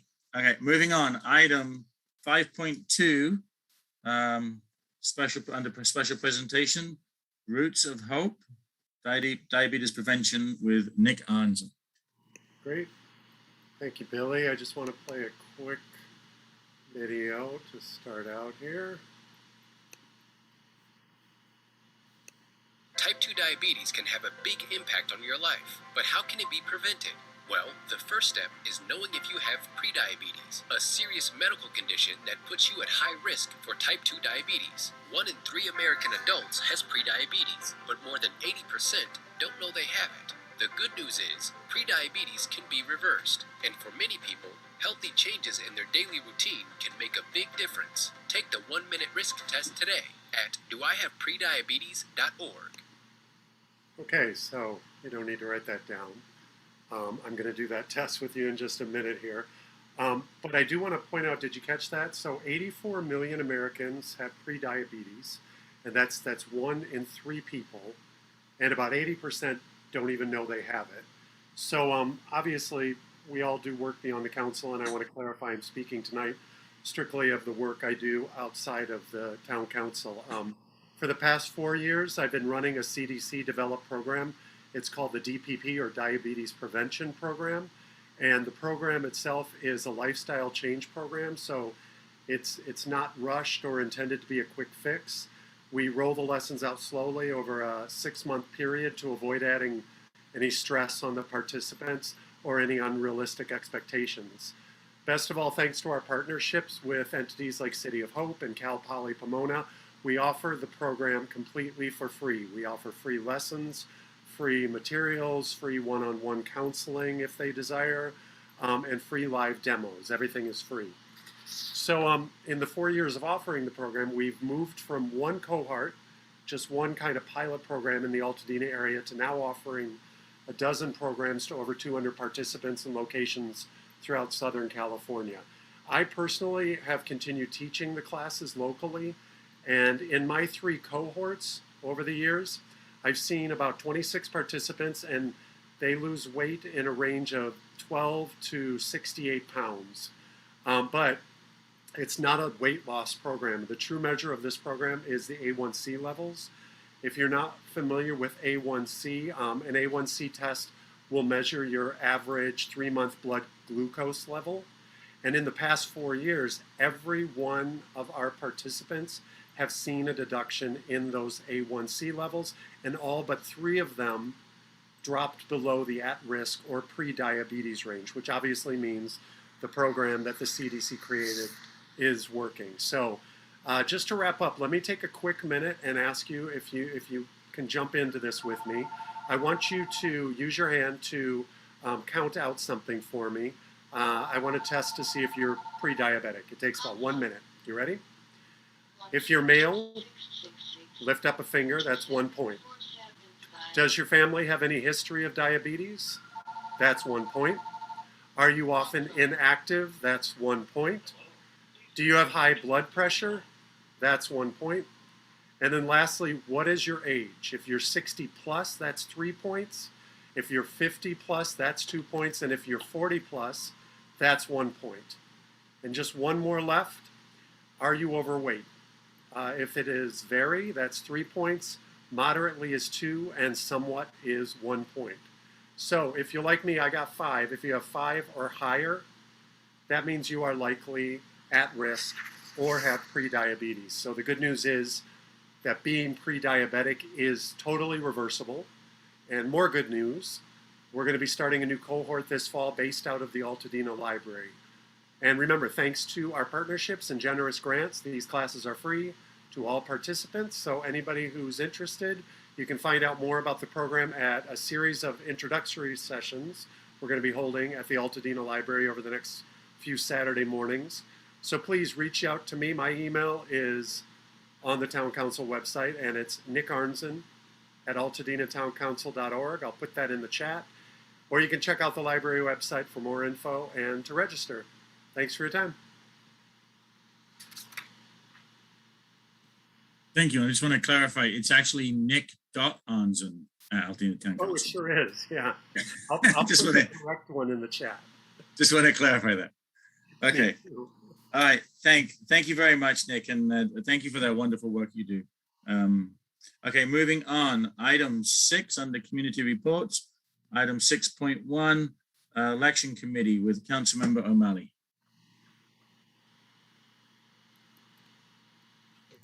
Good evening, Council. Again, I am actually going to turn the report over to my illustrious co-chair, the council member from 4603.01, Ms. Hannah Petrie. All right, thank you. Good evening, fellow council members. So our election committee consists of Chris O'Malley as chair. I am the co-chair. We also have on our committee Madeline Barber, Alan Peck, Daryl Rhonda, and Nick Arnzen. And we have community members Silvera and Corinne Grant and Leslie Lowe's. And we're still recruiting members to our election committee, specifically non-ATC members, to help mostly at this point with staffing the voting tables when it comes time to vote. So please alert me or Chris if you know anyone who would like to volunteer in this regard. So all of our materials for the candidates packet are on our website. I believe all the yard signs have been distributed. Chris, do you have any more? I've got my 2. Okay, so they should all be out. I'm not sure if every census tract got 2, but if you got one, please try to place it prominently somewhere in your census tract. Press release is ready and about to go out. Actually, it already has gone out to all the local newspapers, as well as community groups like ACONA and NBBA. So the deadline for applications this year is October 8th, and the candidates who are running will be announced at the October 19th town council meeting, and they're invited to be present at that time, introduce themselves, or they will have their letters of introduction read. So Neighbors Building a Better Altadena will host a candidates forum, the date and time to be announced shortly. Early voting will take place November 2nd. The actual election day is November 6th. And to promote voting, I am working on getting a large banner hung somewhere around Lake and Mariposa. The fire station I visited today informed me they haven't helped with hanging the said banner since the 1990s. That's what they told me. So they suggested I ask Public Works, which I will do. And finally, there was a request that incumbents indicate if they are planning to run again. So if you wish to meet that request, I suggest typing into the chat if you plan to run again or not. And that concludes my report.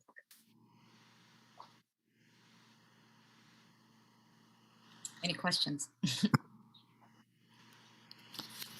Muted, Billy. I was just going to say what Hannah said. Is there any questions of the council at this point? It sounds like I have a question. Should we be, I know some of us have town council pages on Facebook, or we are participants in Instagram, but I just wanted to encourage folks to use their social networks in addition to enable us to get the word out in a wide variety of contexts. Some of us participate in different email groups, but the more that we can get the word out, I think the better. Thank you. I just go ahead, Councilmember. Thank you, Amy. That's actually very good. I will be emailing you guys all the application flyer while I'm on this call right now. So it would be great if you guys can distribute that out. If you could put the digital thing on your Facebook and your Instagram and whatever. Thank you. And I just want to mention, Councilmember Peter, you were talking about volunteer help at polling locations. I'm not sure if polling locations are set as of yet, but I just want to pass it out as a thought. I know Councilmember Arnzen was talking at one point of us helping to find hours for high school community hours for students, and I'm not sure if that is something we can utilize. where we can offer community hours, service hours to high school students that maybe could man polling locations. All right, I'll and check help with that the out. election. Thank you. And I want to thank Councilmember Arzen too for bringing up some of those topics. Really, just as an FYI, we did do that at the last election. We did utilize youth from Marshall, and we did provide service hours to them. They were not able to, there was some one part of the election that they're not able to participate in, or of the voting that they can't participate in manning the booths, but it was really helpful to have them there. Great. Thank you. Would you, Councilmember Knapp, would you mind passing along any of the information that you may have that was done last year regarding that along to Councilmember Petrie to help? Okay, thank you. I appreciate it. All right, thanks everybody. Moving on, item 6.2, Communication Committee. Councilmember Arzen. Great. Okay, so since this is the first report of the committee, woohoo! Thought I'd provide a little context and clarification for the community that might be watching. The council obviously is aware of what we've been setting up here. So I'm just going to take 3 minutes to just quick tell you how this all came to be. Earlier this year, the Executive Council received my proposal to begin a communication committee to improve the flow of information with residents and increase our profile in an effort to be more available to the community. They approved my moving forward, and in March, I sent an invitation to all current sitting council members who desired to be involved. And now, after 6 months of exploratory meetings and gatherings that included about 50 community members and many members of this council, we have officially begun. The Communication Committee is made up of 6 council members and 5 non-council members. This is our mission statement. The Communication Committee will support and enhance current methods of Altadena Town Council communication, both internally and externally. The committee will investigate and present new modes of communication to improve dialogue with the community. Moreover, the committee will advance ways to effectively and efficiently promote clear and respectful discussion. So this is the only time I'll be mentioning all that background. So here's the official report. We met as a full committee in August, then we split into 2 subgroups, one group focusing on internal council communication improvement, and the other on external. And earlier this month, each group held separate meetings where we agreed on initial focus. Both groups reviewed the master list of potential goals and tasks for the committee, and that list was created from those 6 months of exploration and community input. Both groups made choices for that focus that felt to be foundational to the scope of work we long to achieve. The internal group agreed planning a council gathering would give us an opportunity to reiterate purpose, identify items that needed to be clarified, and give council members an opportunity to become more familiar with each other outside of our formal monthly setting. And the external group is taking on the task of creating a comprehensive council of Altadena groups and organizations with hopes to better understand what each other are doing and collaborate where possible.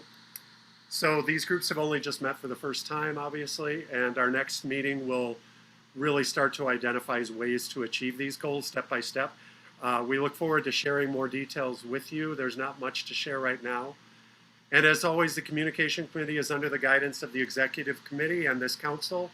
We will not take any action or make major movement on items without your approval, my friends. And I'm just really excited to get started. And please feel free to approach me with any ideas or concerns or questions. Any questions from the council at this point? Okay, thank you and congratulations on the new committee and good luck with everything, Nick. That's awesome. All right, moving on. Item 6.3, Safe Seats Committee, Councilmember Wong. Thank you very much. So I just wanted to, we are going into October. So we are actually going to be hosting a Safe Streets Committee meeting on September the 30th. That's Thursday at 6 p.m.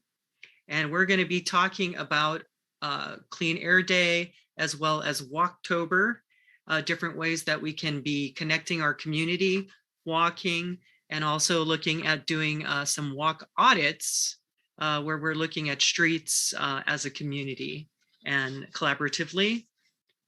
So if you want to get involved, I'll post it on the website, but September 30th, we can start brainstorming. Also, Amigos de los Rios is doing a wayfinding signage in Altadena, and they're looking for community feedback. So we're looking to potentially strategize some of these walks that provide wayfinding feedback for, these are CAL FIRE funded wayfinding signage across Altadena. So I thought that would be a cool topic. And then in November, also, well, jumping to November, since I said November, is also an opportunity to focus on safe routes to parks. And so we're looking to organize, if anybody in the community is interested in thinking about how we move around and get to and from our parks. There'll be an event going on at Loma Alta that's being planned right now in partnership with Smushball. But anyway, so if you want to get involved, we'll be talking about that as well at the Safe Streets meeting. And again, the last ask of everybody in Altadena, it's the California Clean Air Day, the 4th annual Clean Air Day. You can take the pledge at cleanairday.org. And that also is kids, individuals, organizations, and doing what we can to move in different modes and abilities as it relates to safe streets and safe routes to schools, which hopefully we can work on in the future. The county is looking at a countywide safe routes to schools program. And that's all I know there. That's all I know so far. Anybody else have any questions?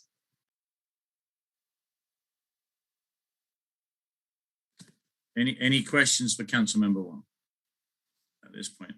Okay, thank you, Thank you very much, Councilmember Wong. I'm going to move on to item 6.4, Land Use Committee. Councilmember Marcussen.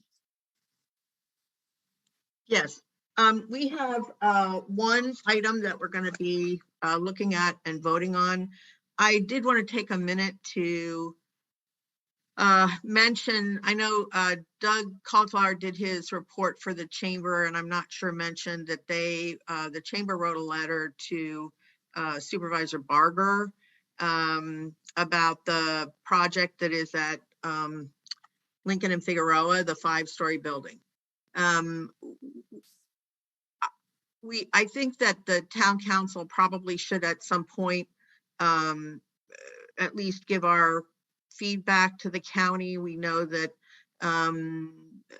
the project is being controlled by rules that came down from the state of California.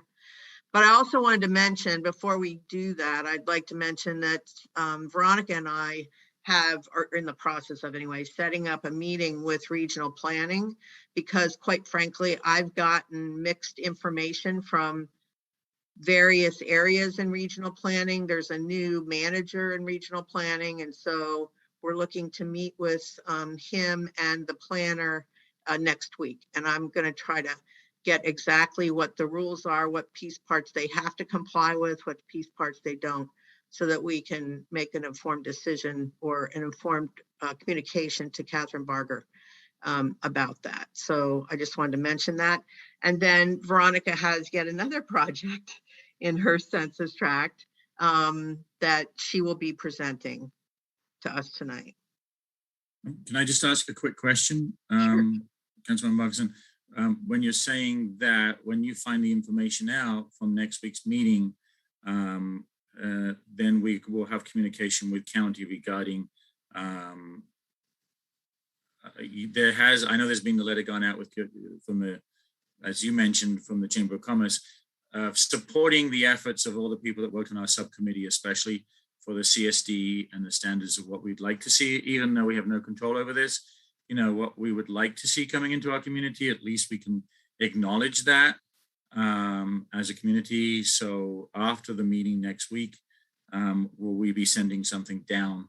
It sounded like you were mentioning that to the county, and if not, can we? Well, it's your, as chairman, you certainly can decide if we're going to send a letter and when. I my own concern is that I think we don't know exactly what, aside from the 5 stories, which we do know that that's what they're offering to do. I don't want to take up a lot of time, but we are getting mixed information from the housing element people and the regional planning people about 5 stories, not 5 stories, you know, what they do have to comply with, what they don't have to comply with. And quite frankly, I just don't feel like I personally, as land use chair, have the complete story right now. And I think it will help us to be able to craft a more targeted letter to Catherine Barger if we have that information. So thank you. And I agree. I would like to get the correct information, but I would like to see us send something down. So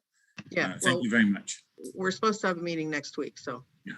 Sorry, just as a point of information, if the council were to send off a letter like that, it would have to come before the council, right? What do the bylaws say about that? There's nothing in the bylaws that says that it has to be voted on, but there are things we can talk about offline about how to get that information out to everybody before it goes down to the supervisor's office, if that's what you're looking for. No, I'm just curious as to what the procedure for something is. That seems like a big deal, but we'll talk offline. Thank you. Okay, Veronica, sorry, Veronica. Okay, Daryl is gonna Daryl, unmute. Yeah. Evening, everybody. So this property owned by Dr. Kevin Tyson. He's grown up in the neighborhood. He was born in Boston, moved to Altadena at the age of 2. He's been working quite a bit for he has a working relationship over the last 25 years with the Kluger architect. And we have here with us Charles Kluger. And we've had quite a few meetings with everybody. We had the community meeting, and there was quite a lot of discussion and many concerns from the community. Veronica compiled them all and handed them over to them so they could all review. They have been taking concerns from the community, and they have adapted their designs to adjust to their concerns. So I'd like to introduce, at the very least, Charles Kluger here, and they can go forward.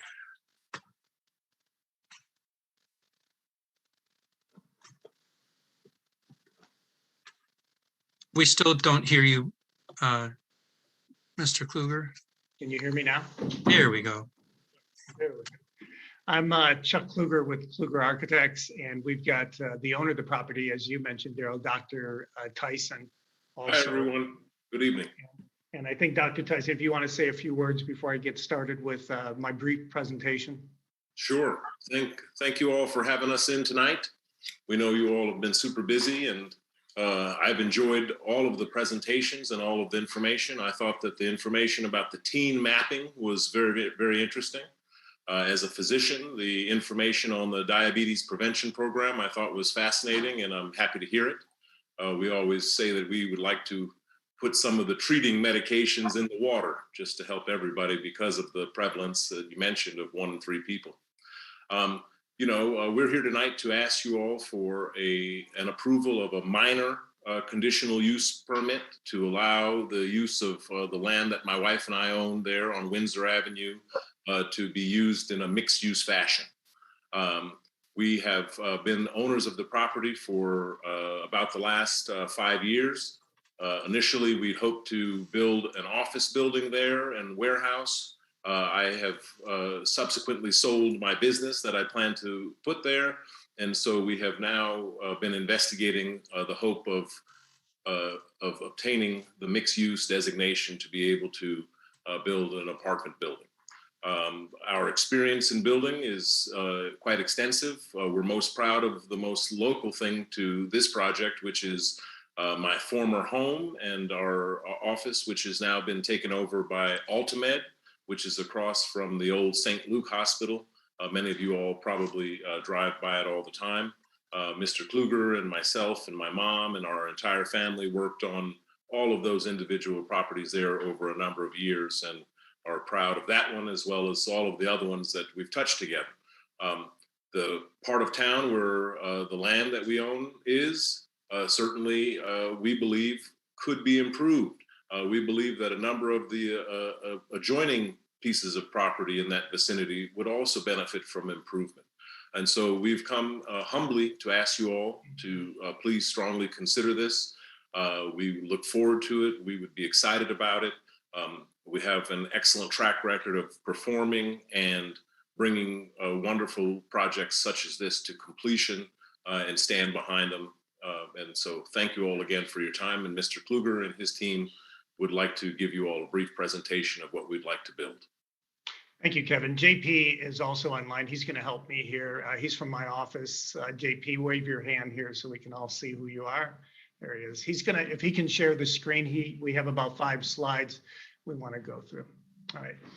This is the property 2214 Windsor. This is from Windsor Avenue, looking directly on the property. As you probably know, based upon your briefing from Veronica, the project is a mixed-use project, and that is one of the reasons that we're before you today. It consists of 54 residential units. Most of these residential units, or all of them, are on the 2nd and 3rd floor. The 1st floor is retail. There's a small portion, about 2,200 square feet, fairly shallow off of Windsor, and then behind the retail is parking. Some of the features of the building that we're particularly proud about are the architectural elements, and we have them listed today, and I'll just briefly go through them and explain them. One, decorative iron fences. We have some decorative iron fences that'll be used for ingress and egress, and we're also using some decorative iron rails for the patios. We've spent quite a bit of time articulating the building to make sure it didn't look like a box. And you can see some of the patio rails that wrap around so you can get some great views. As you probably know, because you live there, there's some fantastic, beautiful views of the hills. And we want to take advantage of that by having some of the articulation wrap around the building to create more of an architectural style. We also have some decorative iron grills.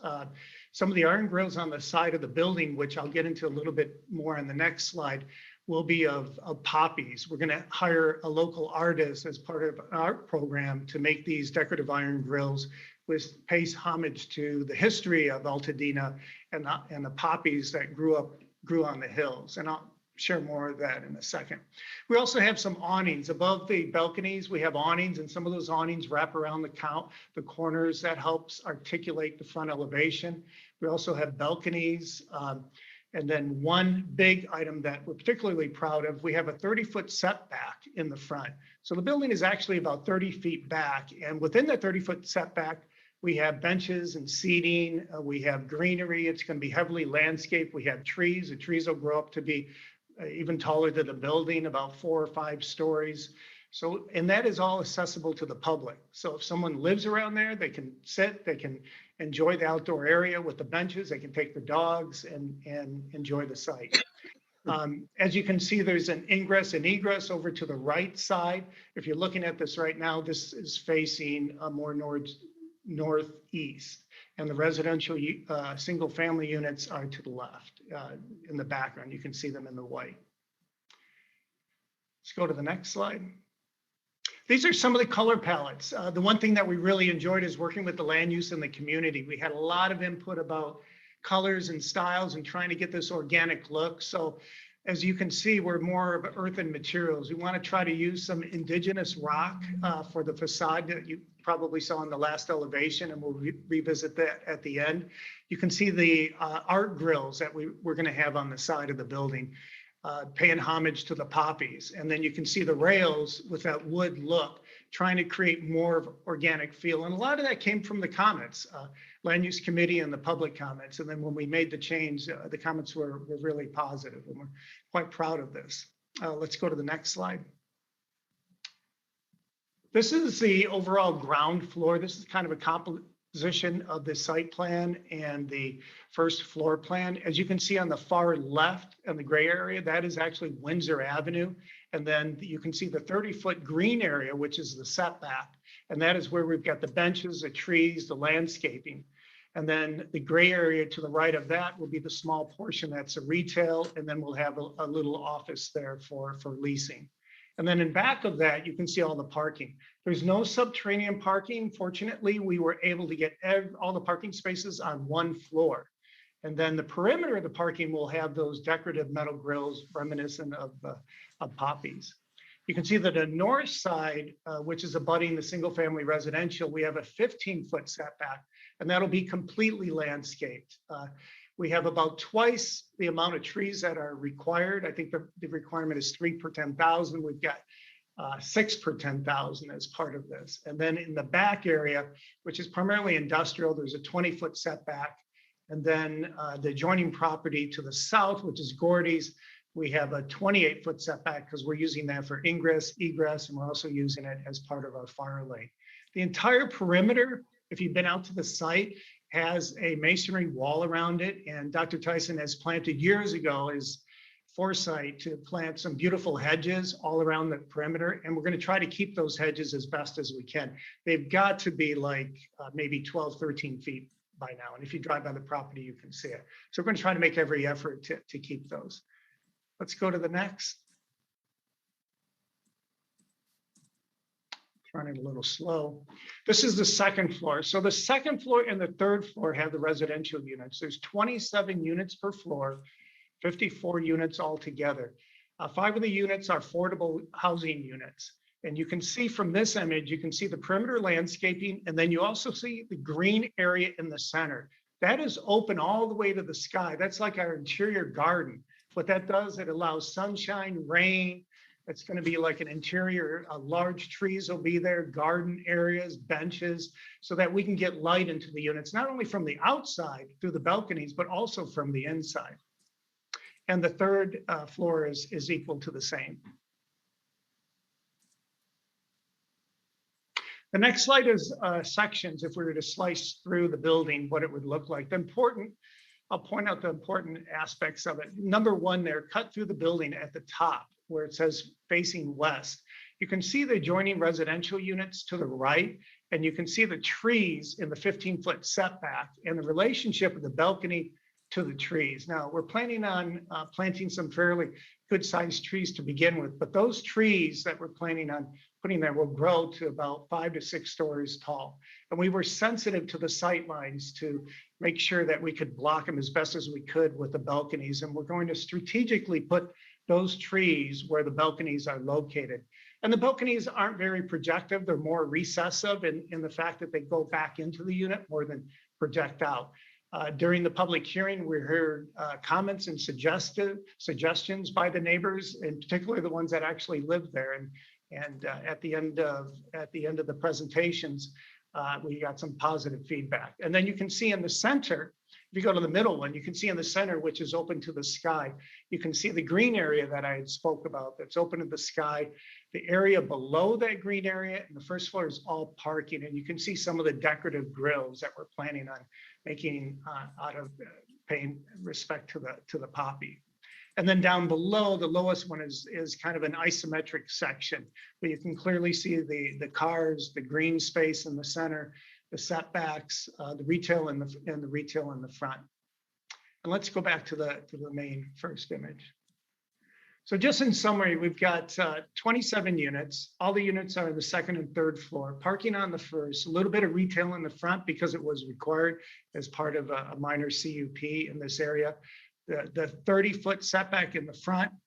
Our parking requirement was 72 spaces. We're providing 80. Our FAR maximum was 1. We're at 0.91. We're below that. We have 34 bicycle spaces. And as I said, we've got 30-foot setback in the front, 15 on the side, 28 on the south side, and 20 in the rear. And just with that, I do want to say, as was mentioned, we did have the community meetings, we had land use meetings, and I think that this is a perfect example of when public and private get together to create a project that works good for the community. And as Dr. Tyson said, we're humbly looking for your approval tonight. With that, I'll open it up with any questions.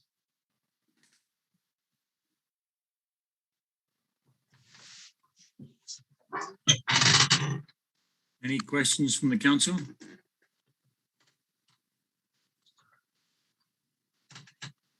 Councilmember Wong.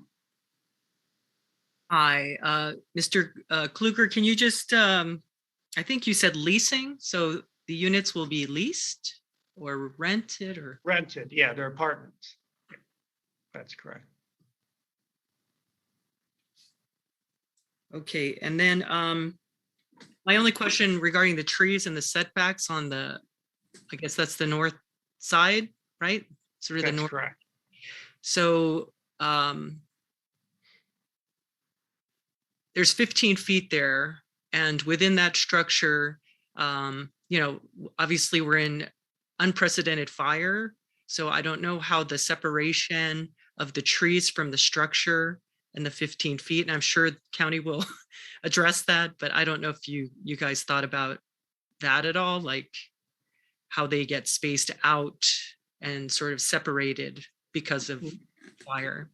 Yeah, and primarily, as I was mentioning, we're strategically locating them where the balconies are, and all the materials, at least on the outside, and the stucco, the railings are all, you know, they're of non-natural wood materials. So we don't have any, while a lot of materials can burn, we are sensitive to that. But a lot of the comments that we got from the neighbors was trying to make sure that we had adequate shielding from the balconies, and that's what we responded to. And the trees will be trimmed too. There'll be property managers that will be able to trim them as needed. Okay, and then the last question, the frontage where you have the 30 feet, I think you had said that 30 feet of that is sort of your green space. Correct. And then in front of that is still the right-of-way space, like that's and sidewalks and improved sidewalks. Okay, thank you. Any other questions? Okay, I'm passing it back to Councilmember Jones. Right. Okay, this was presented at land use, at our last land use meeting, and everybody received all the materials on it. So I'm just gonna give a quick overview of the project and what Daryl and I did in the community.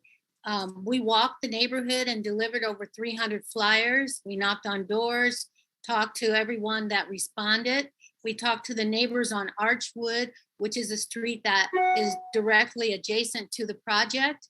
And out of the 8 homes on Archwood, we talked directly to 4 of those 8. And only 1 of them said no to the project. And those neighbors also came to the meeting, and they're mostly concerned about traffic. We also spoke to the owner of Gordy's Garage, which is the property directly south of the project, and he was okay with this project and just suggested that the entrance maybe be directed in a different direction rather than on Windsor, but he's okay with the project. And on August 21st, Daryl and I held a community meeting. There were over 100 residents at the meeting. We took written comments that I submitted to all of you, and there were about 92 suggestions. And most of the suggestions were related to traffic and sidewalks. Very few just said no. There were probably just maybe 3 to 5 that said no. And then there were a couple, 5 of the comments were no, and 2 I discarded because they were just bad. It was just bad. It wasn't even worth reading. Anyway, I received letters from 2 neighborhood organizations that opposed the project but presented suggestions to make it workable.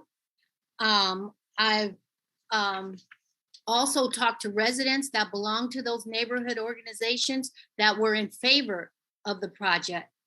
So there's a lot of mixed feelings. The one thing that I think everybody needs to understand is we're only here because it's a mixed use. If it was not mixed use, we would not be here. And that's the only thing we're looking at tonight, is whether or not that this building can be mixed use.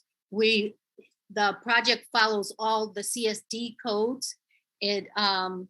they've even amended things and tried to work in stuff that we've recommended.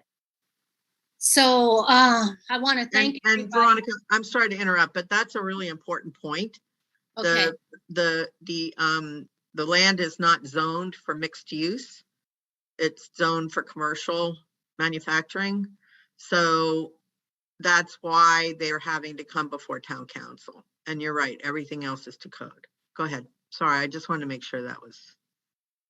Okay, and then I have the letters that I didn't receive any comments for this meeting. I do have the ones from land use, which Windsor Royal and Cinch both sent letters. Those are neighborhood watch groups. And mainly they opposed the mixed use development, but they made suggestions as far as traffic and making sure that kids could walk to school.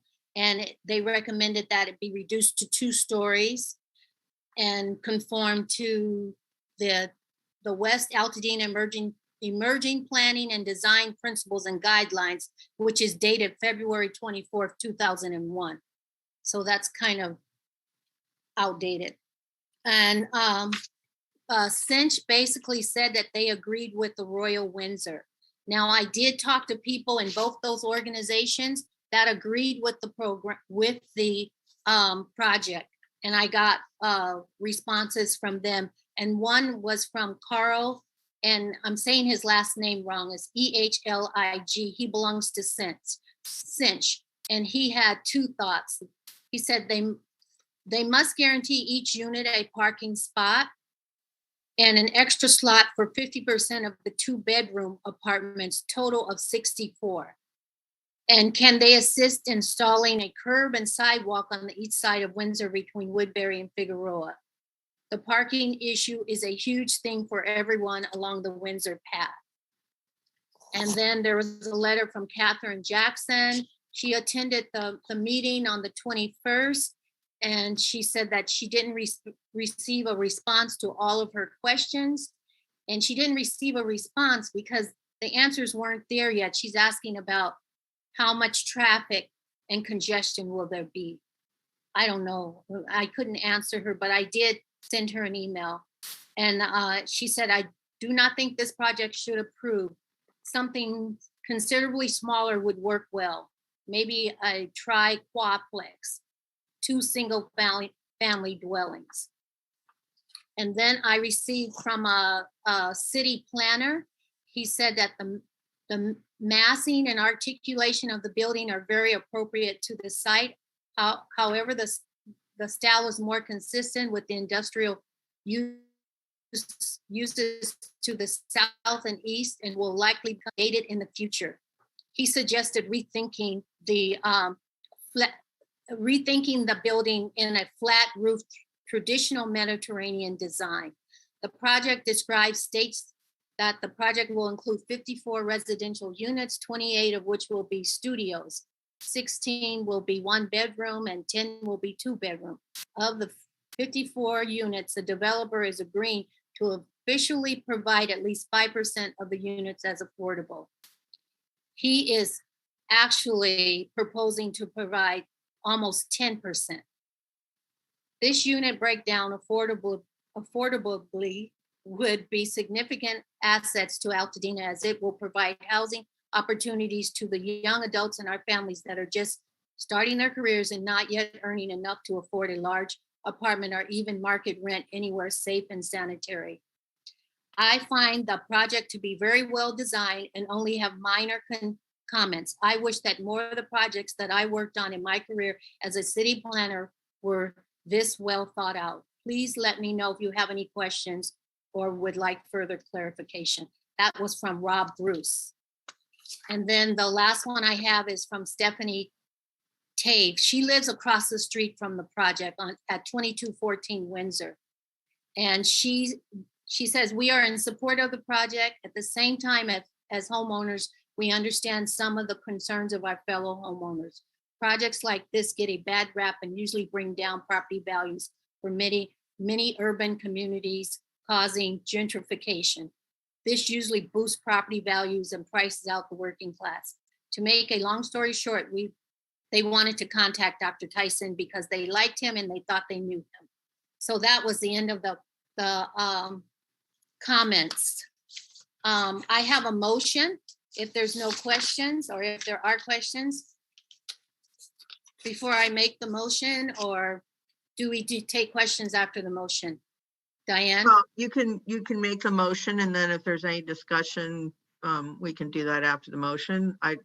You can, and you'll be able to get your conditions in there so everybody can hear.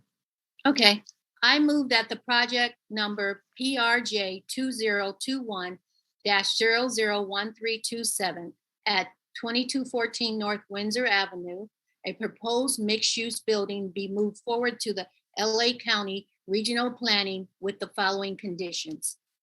That the architect and owner and contractor work with the county to complete a traffic study, and that the project incorporates the findings of the study. That sidewalks be put in place. That the architect, owner, and contractor work with the county to accelerate the project delivery of the traffic signal that was already approved by the county for Windsor Avenue. That the architect, owner, and contractor incorporate ways to reduce noise and traffic impacts to the neighboring properties near the building. That thought and consideration be given to changing the entrance and exit to the building to reduce the traffic impacts and increase the flow of traffic through the area. And number 6, an active transportation design should be included with the traffic study. Those are my conditions. I second. Okay, is there any additional discussion, questions? Can Billy call for a vote? You're on mute, Billy. Daryl had something too. Oh, Daryl, I'm sorry. Go ahead. Real quick, does that proposal that you guys presented have sidewalks already in place or no? I think they have to put sidewalks. I'm not sure, but I think that's part of it. Charles? They've already agreed to do that. Yes, there are sidewalks. Okay. As part of the Okay. improvement. I just wanted to make sure that those, if they were not in place, if that would affect the frontage that the 30-foot requirement. So thank you. Councilmember Wong. Let's see. I was writing a note and then I was listening to Daryl and I kind of went off a little bit, but I think, within some work we've done in the community, there is I don't know if it's a condition, but we did an analysis of Windsor for a complete street design, which is if we're adding sidewalks, they need to go somewhere. Like if it's just going to Figueroa or, so what we're missing in Altodena is we don't have a plan. So when we're building, we don't have a plan for it to actually, we don't have an active transportation plan, for example. We have a walking plan that's not implemented. And then we also have a bicycle master plan that needs updating. So either, I can write a letter later and add it to the package. And then the other thing is, so when we approve these projects, we're just falling further behind on having a plan. And so then when we go to repave our streets, what ends up happening is we do pavement reconditioning and then we don't make any safety improvements. So I guess I would ask that we better define the sidewalk, which might be impossible without a plan in place. Right. And so maybe that's the active transportation component. So hold on. And then I do have these reports that we could add to the conditions, which is done by Safe Trek. Yeah. So let me just, if I may, let me just be clear. Mm-hmm. We unfortunately in this body for what the county wants us to do, we look at these projects parcel by parcel, project by project. And I know that you're working very hard to try to work with the county to get them to look at it more broadly, but for this particular project, we can't hold it up or make it more complicated or make it harder for the applicant by expecting them to wait or comply with a plan that's not in place, as you mentioned. You can, but for sure, send down to the planner, and we'll give you that contact information, your information, your letters, your you know, all of that. But remember, all that we're here to vote on is a change, change in the usage of the project. That's all the county wants to hear from us. And so we get to request conditions. The county decides whether or not they're going to include those in the project. But and I think you're smart to be sending something down to them, but we can't, it's more, we don't want to muck up the applicant's work that they've done. I understand. I think just the last point, just to say it out loud, because otherwise it's just not there, and I totally understand it, is that as these projects move along and we have another one and another one, you know, it is important for the county to understand we need to start prioritizing that. We're running out of room for parking. We've got, you know, all these future things. So I know we're talking about this one specific thing, and maybe it's a separate letter as you've described, but I just want to say that out loud at this meeting. Yeah, well, just as an example, Dorothy, over here on Altodena Drive, there are a number of businesses, including a hospital and a you know, church, and there's all kinds of things over here. And a lot of those were being worked on at the same time with the same planner, but the planner took each one of those projects and made sure each one of them had parking, and each one of those included street parking, and each one of those impacted on each other. And I can just tell you that that's, you know, it's a culture change for the county to make it look at a bigger picture. So sure.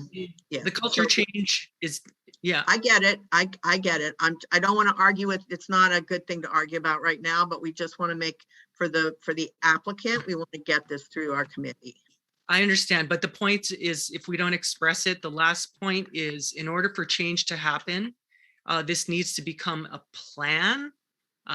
So if it's at least noted, and I guess we'll write a letter, but without having, because Altodena does not have a complete street policy, and it does not have an active transportation plan, right? And there's a template walking plan, right?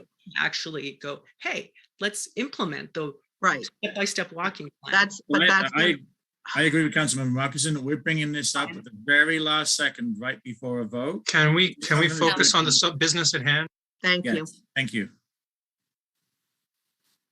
Did you have another question, Councilmember Miranda? Was that it? No, I would just like to take care of the business that we have at hand. Okay. I appreciate this discussion, but let's move on.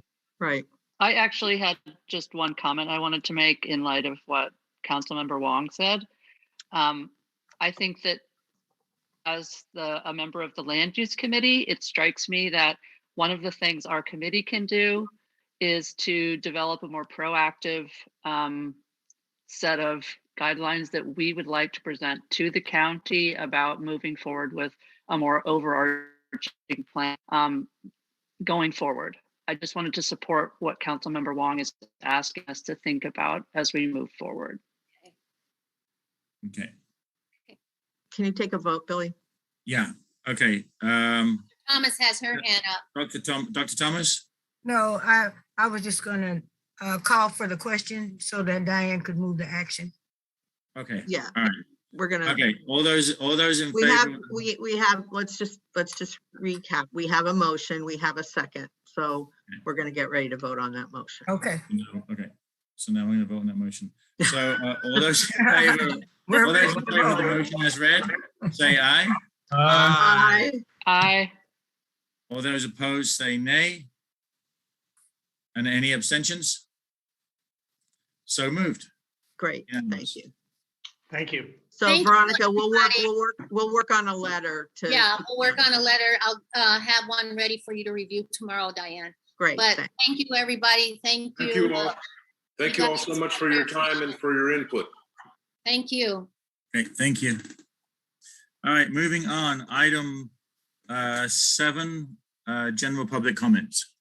Billy, Ann Hickenbottom from Chris Holden's office. She needs to speak quickly because she has to get off. Here she is. Then she can go first. Okay. Yeah, thank you very much. It's always a pleasure to have an opportunity to see you, preferred in person, but it's still good to see you all in Zoom. I really appreciate us as a council member, appreciate very much the work that you all do and how committed you are and your level of due diligence. Mr. Holden will be, Councilmember Holden will be in town on Saturday. He will be presenting a staged check to the Altadena Library District for the $250,000 that he was able to get in the budget. So for those of you who'll be there, you'll be able to say hi.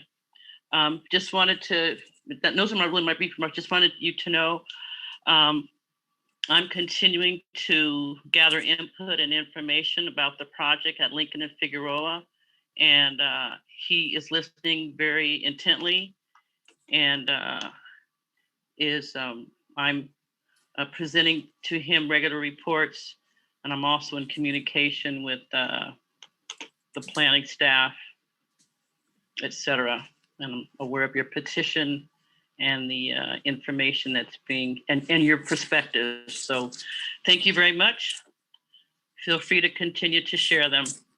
And I'll keep you posted as I can. Sorry, this is Diane. I'll get with you. I'll send you what the results of our meeting next week is so that you can share that with Assembly Member Holden. That would be great. Thank you very much. Thank you. So that's it.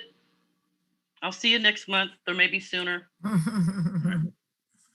And I've been by the site. As you all know, I grew up in Altadena and I live in the area. So I've been by the site. I've talked to a few neighbors there and taken some pictures and given that information to him. But as you know, he lives in the neighborhood too, so he knows the location. So thank you very much, Diane. I appreciate that. Thank you. Okay. Thank you very much. I'm going to move on to Councilmember Wong for the general public comments. Okay, hello. So I am reading a comment. I would like, this is from Vanessa Meyer. I would like to raise awareness about the 5-story transitional housing project that is being planned for the former gas station lot located at the intersection of Lincoln and Figueroa. This building exceeds Altadena's CSD height restrictions, does not include enough parking, and aesthetically does not fit in the neighborhood. What can we as a community members do to stop this project from going forward? And what has the Altadena Town Council done about it thus far? Vanessa Meyer, 13-year resident. This is from Eugene Hutchins. Altadena Arts dares to dream past the current pandemic and boldly looks ahead to a brighter future when we can join together to celebrate the arts and the artists of our community. The Art Festival will be a day-long event where artists can show and sell their work, enjoy the live performances, arts and crafts workshops by Art Center Design, College of Design, and Altadena Libraries. Enjoy food and drink by food trucks. This free event is on Saturday, October 23rd from 10 to 5 at Charles White Park. And again, this is the Altadena Arts Festival.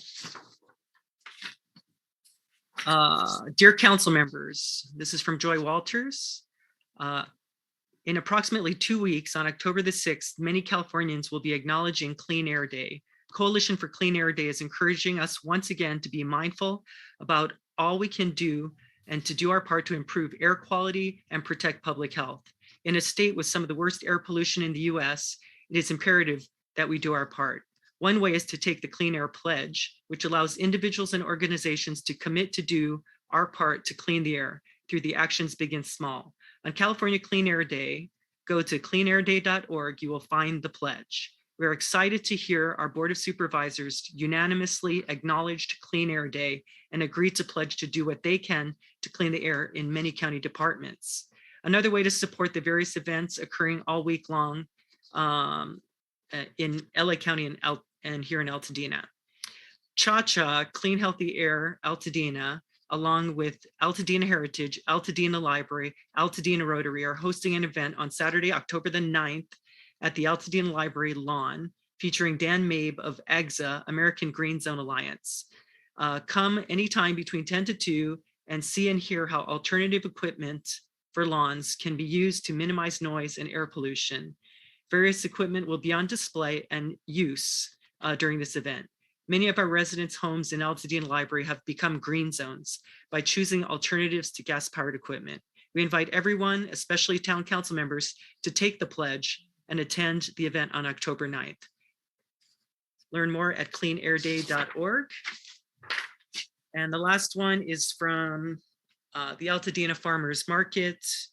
And they encourage us sorry, I'm reading the notes, encourage us to attend the market. The Altadena Farmers Market relies on us Altadenans and friends attending the market and supporting the local farmers. So please join and help grow the market. Also looking to do outdoor events in the park in the future to engage the park and the market. So visit Altadena Farmers Market or altadenafm.org to order online or in person Wednesdays from 4 to 7. That concludes public comment. Thank you.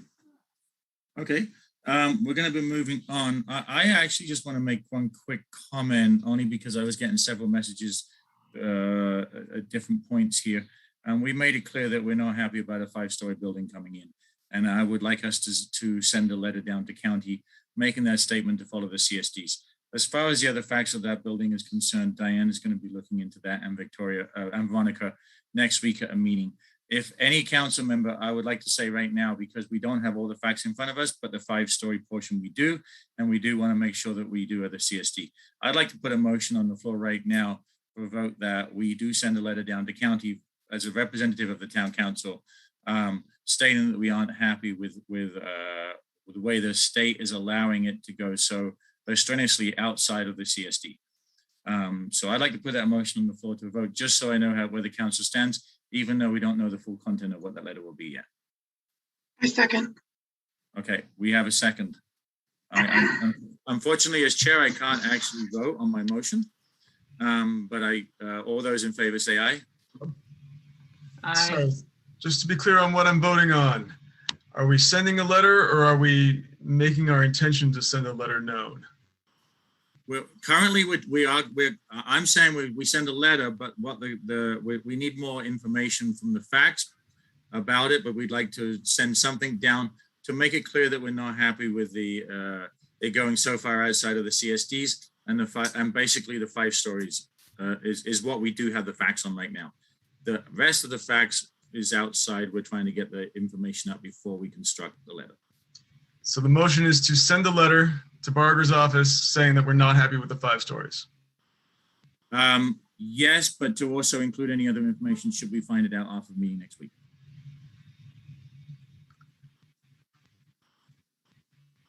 Okay. Is there, you're welcome to add any clarity to that or anything you want. I would prefer to know what the information is before I sign on to it. Okay, then let's just make it the 5. If the motion is to send a letter saying that we're not happy with the 5 stories, totally down with that. If it's going to include some nebulous information that we will receive next week, then I can vote no. That's fine. Okay, then let's just, is everyone okay? I'm fine with just making the 5 stories right at this moment. I agree. I think we need to know exactly what we're voting on. So okay. The 5 stories going outside the CSD seems a very obvious step that we can make. All right. Billy, I think that we'd have to go back to see, but I thought your motion said that we're unhappy with the 5 stories and any non-compliance with the CSD as currently written, which I think, if that was the motion, then that's the motion I'm behind. Whatever comes out of next week's meeting is whatever comes out next week's meeting. But the CSD is in place already. So if it follows the if it doesn't follow the CSD, I think that we can indicate that in the letter as well. Yeah, then typically it would go through a CUP process anyway, right? In the CUP application. So if it doesn't follow the CSD, that would do it. But currently we don't have a say because they're going in by right according to what the state is allowing them to do. We're not having a say in this. We're not having a say in the CUP. We just want to make it clear to them that even though it's going in by right, we're not happy that it falls outside of the CSD and they're not even applying for a CUP. I just think it's important for everyone to know that they're going in by right, regardless of what we do or don't do or say or don't say. That's exactly right. I want to make sure that the council is not held accountable for not taking any action or blamed for it going in because it will go around the community that we allowed it to happen. Correct. So I just want to make a statement that we did not allow this to happen because this didn't come from us or through county. And so by making a public statement, I think that covers us. I can get behind that. Okay. Do we have to take another vote or are we? I think the vote was a little premature, yeah. Could we restate the motion? My internet crashed during this discussion. Okay. Dr. Thomas, can he just restate it or do we need to withdraw it and restate it? I think right now he needs to redo. He can restate it, but he needs to take down the motion that's sitting out there. Okay, I'll take down the motion. There's a motion sitting there unfinished.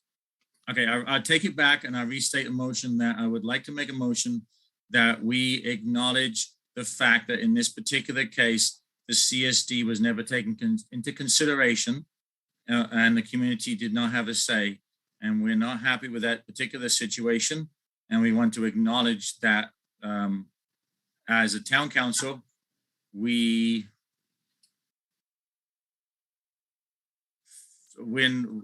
don't know how to word that. I'd stop there. I think that's enough. Stop there. Okay. I second that. Okay. All those in favor say aye. Aye. All those opposed say nay. Any abstentions? So moved. Okay, moving on. Item 8, census tract reports. Item 4602. Okay, this will only take about 20 minutes. I'm just kidding. All right, so there's, just take a minute. There's a couple items in our tract that kind of garnered the attention of the larger community, so I just wanted to report some resolution on them. The El Patron permit extension, if you hadn't heard about it, the county had ordered a temporary permit to El Patron restaurant, allowing them right of access to a small section of unused space in Triangle Park next to the restaurant. As the pandemic continued, the county granted a 1-year only extension, and that permit extension expired earlier this month. And due to the reopening of indoor dining, it was not allowed to be extended again. The restaurant was still relying on this extra seating to get back on their feet, and with pleas and pressure from a number of sources, we were able to extend the permit through December. It's a complicated issue, but the headline is seating outdoors from El Patron on the side of the building will continue through December. The other little thing is an Altodena Drive garbage pile, many of you may have noticed. There was a reoccurring garbage pile on the north side of Altodena Drive, just west of Marengo Avenue. It seems to finally be taken care of. I think we've seen the longest stretch of no garbage piling up there, and after a great deal of outreach and work to identify the right department, ultimately Los Angeles County Public Works was able to designate the location as a hotspot to be monitored on a weekly basis, and it seems to be working. And I should mention this spot has been an ongoing issue for years, even a decade, so a big thanks to Ryan Purcell for his assistance. That's it. Okay, moving on. Census tract report 4610. Okay, real quick. Jackson Elementary School is moving forward with their name change. They'll be deciding on the name in October. They'll be deciding on the name. So they got all the approval and the name will be changed. So I'll let you know what the name is when I find out. COVID testing and COVID shots are being given at the Seventh-day Adventist Church. So anybody who needs COVID testing or COVID shots, you can go to the Seventh-day Adventist Church on Lincoln and get them for free. That's it. Okay. I don't have notes that there was any other census tract reports out of the beginning. So I am going to move on to item 9, adjournment. Do I have a motion to adjourn? Motion to adjourn. And a second? Second. So adjourned. Thanks, Thank you. everybody. Thank everybody. Bye-bye. Bye. Good night, Dr. Thomas. Love you. Love you. Good luck tomorrow. Yeah, good. Yeah, good luck. Good luck tomorrow.